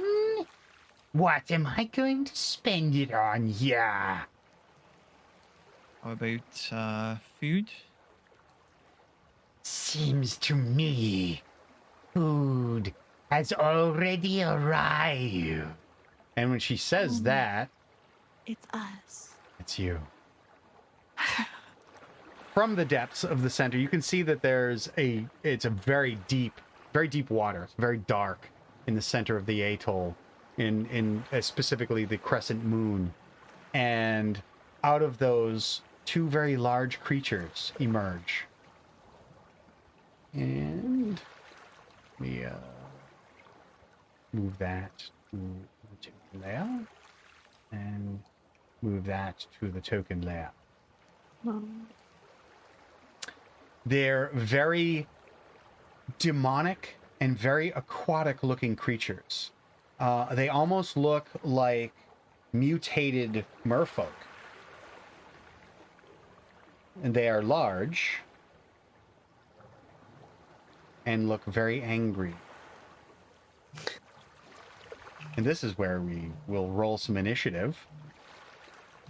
And before you actually roll, Too late. before you roll, All right, hold please, as I create an initiative order, and roll again, and I will update it to your 14. But what you do is you need to highlight your token, and then roll, and it'll add you to the turn order. yeah. We are at time, by the way, Matt. Yep, we are. I just want to Okay. get the order in, and then we'll pick it up. We'll actually do the combat next week, so you guys can sit there and dread what's going on.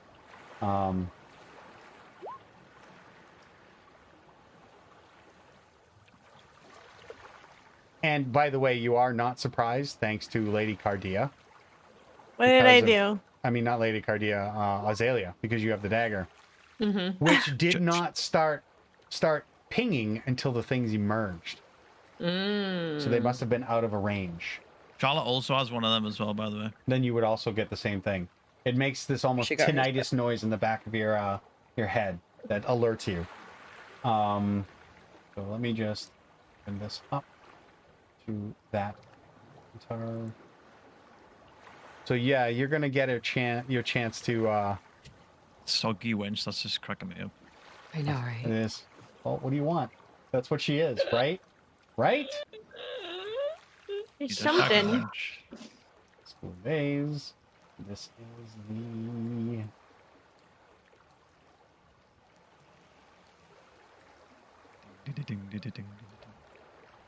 This looks scary, y'all. It, No, it doesn't seem good. it can be. I was trying to be nice with her. I was going to give her some food, you know. That's the approach you always take, you fool. Yeah, if anybody noticed, Edie backed up and took a defensive position while Charlotte was negotiating. So we at least have somebody that's, you know, the giving hand and then the smacking hand is right behind it. Like, Good cop, bad cop. exactly, the 1-2, like, and then you've just got bad cop and then really nice cop is. And not so cool cop.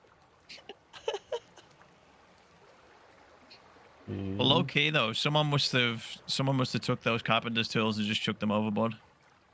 Yeah. I'm worried that we're like in a Ew. Bermuda Triangle equivalent. Like, I'm worried we're somewhere else. Oh, I didn't think of that. We're not What are in you trying to Kansas say? anymore. That's just trying to say we're not in Kansas That anymore. you're evil. I am evil. Yeah. Let's see. But you also give us what the people Oh, want. Like, man. remember that whole Charlotte Oz thing? Because I do. Bum bum ba-dum. Boo. That Got was a a 1. fail. Really? Good. Yeah, you guys are gonna own these things at this Yay! Oh, I can make one a pet? point. Yeah. Oh, don't really Soggy wench for a recommend 12. you making it a pet. You said I could own it, so I want to own it. So I'm gonna domesticate it. what did you get, Lady Cardia? You And originally that's had. a project.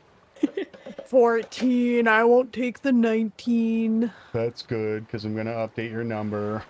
Okay, thanks for that. You're welcome. Hope you find your dad. Bye, buddy. All right. So, oh man, it has a timer. Don't ignore that fucking timer. So don't worry about that. That's cool. I've never seen that before though. That's cool. Well, I don't want to actually start the Yeah, Matt. Does this soggy wench gonna crack me up every time? Does she have any weapons on her? Or a not staff that you can or- see, not that you can see, but give me 1 second. I need to make sure that this is off. Let's see. What am I gonna do? 1 second here. Just bear with me. Airing. At least we're getting some backup next session, guys. Maybe. Ooh, oh my gosh, Good. that's right. Next session is February already. Maybe Mhm. she's the soggy wench. That would honestly be the funniest thing ever. top, That 10, laugh. top 10 What? anime Oh drills. my God. Incredible.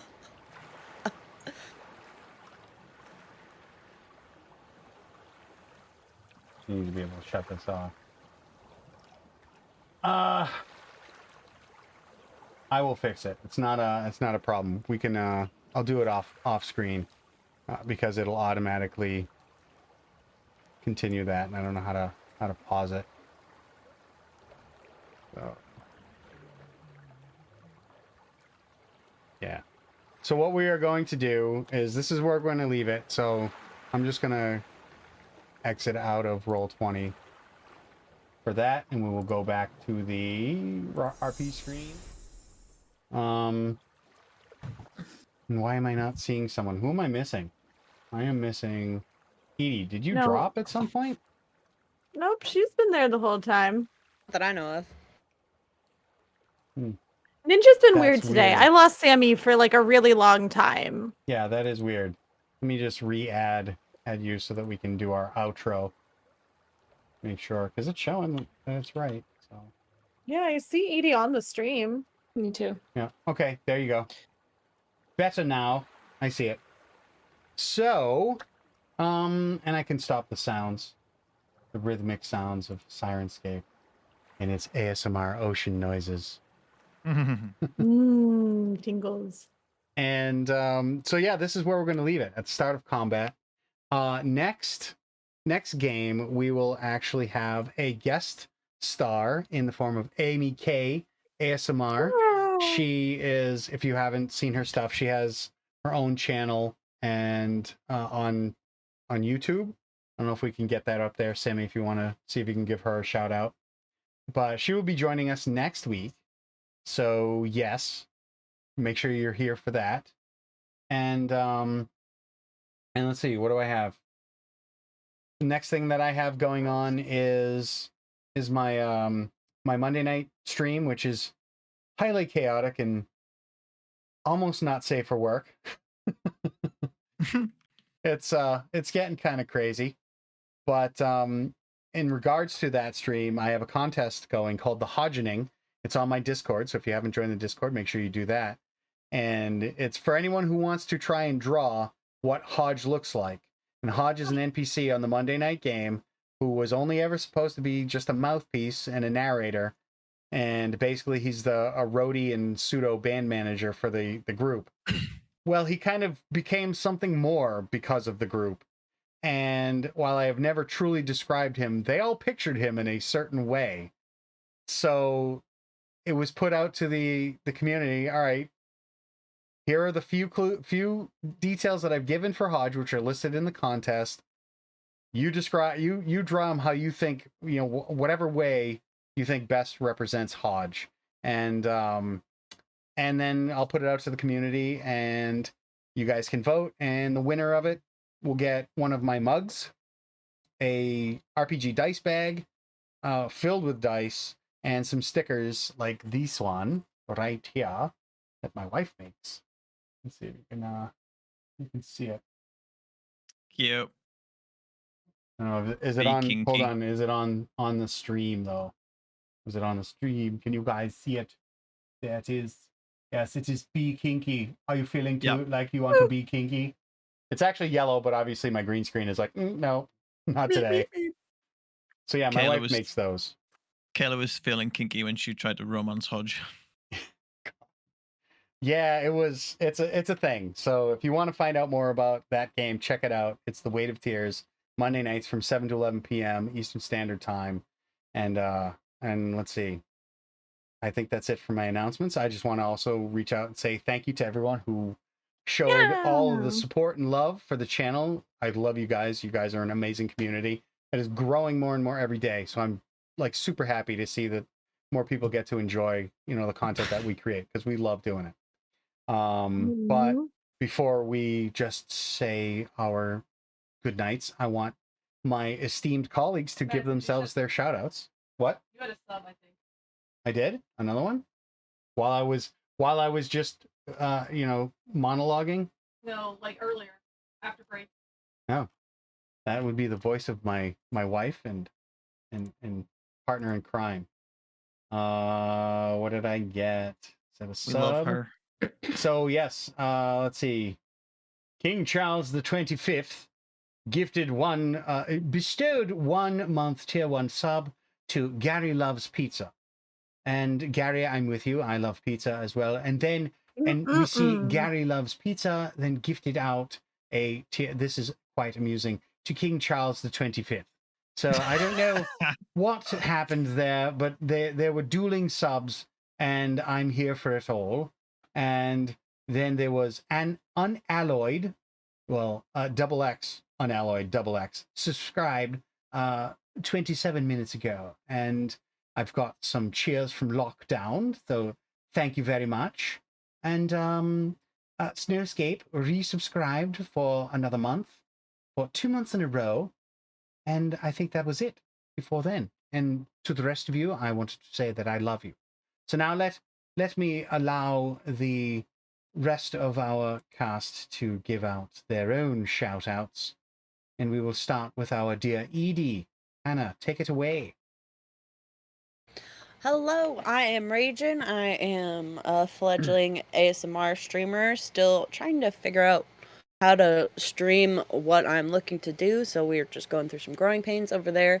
But join me on Wednesday for, just like hanging out. I do work streams, and then on Thursdays, we do, we break down, we do Hearthside chats, we break down what's been going on here, and then our Friday night game, which is Pirates of the Glass Sea, and also just pretty much breaking down some Critical Role news and anything else that like comes about throughout the week. Ooh. All right, well done. So say us all. Now that moves us on to Ozalia. Miss Caitlin. Hello there. I'm Caitlin. I make ASMR content here on the internet. So here on Twitch, you can find several of my ASMR streams, and then on YouTube, I'm making 2 ASMR videos a week that you can check out over on my channel. Love to see you there. And I definitely recommend go and check out her work. And that brings us to what did we call you? The rap god? Rap goddess? I just like Bartholomew. That would be my rap name, I think. So Bartholomew, aka Barty, Lady Cardia, artist formerly known as Lady Cardia. But do not fucking call her Bart. I swear to God. Take it away, Riley Roses. Disgusting. Hello, I'm Riley Rose. Everybody will probably be shocked to hear this, but I make slightly chaotic and relaxing stuff on the internet. Pretty much Riley Rosey everywhere on YouTube, on Twitch here. And I always just like to tell people that you never know what you'll get by participating in my internet activities, but you will have fun and probably relax a little bit if it's ASMR stuff. Awesome, there you awesome, go. awesome. And There you go. last but not least, my Cumbrian friend. What's the crack, Mara? Sammy. Yes, hello. You can find me on Instagram at Sammy by the Gram and on Twitter at Sammy on the Bird. But more importantly, you can find Matt's YouTube content, including edited VODs of this campaign, on this here YouTube channel. So make sure you go and check it out. We've actually passed 100 views on episode 1 of season 2, which I really love that. That means a lot. And we've also got 2 kind of DM roundtable chats on there as well, where we're talking about 1D&D. I know Riley was a big fan of the first one, so if you didn't see the second one, Riley, you can check that one out there as well. Oh my God, you learned so much. I learned so much by watching, like, not even the whole thing. It was amazing. Yes. Because we're like super nerds, man. So make sure you subscribe to the YouTube channel, because that would go a long way. Yes, that would definitely help. That would definitely help. And then there's me, Matt, roll positing. I can't talk. Words are not working.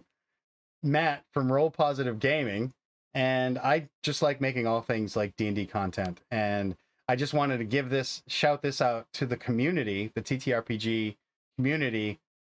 Bravo and well done, because you made your voices heard. And the OGL of what was it? It was 1.1 and then became 1.2 is no more. The dragon has been slain, and they have basically restored the original OGL. So content creators like myself who are trying to eventually publish their work, this world that I've created as its own campaign setting, are no longer under any kind of pressure or worry that their work might be stolen. So well done to all of you. And no, I do not smell toast. Although toast sounds delicious right now. Yeah, it really does. But yeah, so I make D&D content. I am going to be expanding the portfolio just to be safe. In other words, there's other shenanigans going on in the TTRP geosphere. I want to make sure that I have a varied portfolio. So I'm probably going to eventually be running games of like Werewolf the Apocalypse, maybe Vampire the Masquerade, and Star Wars, the Fantasy Flight Games system. So look for that stuff in the future. Plus, it's a new year. It's new. My birthday's coming up in March, so I'm probably going to do start doing some one shots then. If you're interested, I'll put more information on my Discord. So go check it out there. Join the Discord so you can find out. But yeah, that's me in a nutshell. And this is me in a nutshell. And I just wanted to say that I love you guys. You guys are amazing.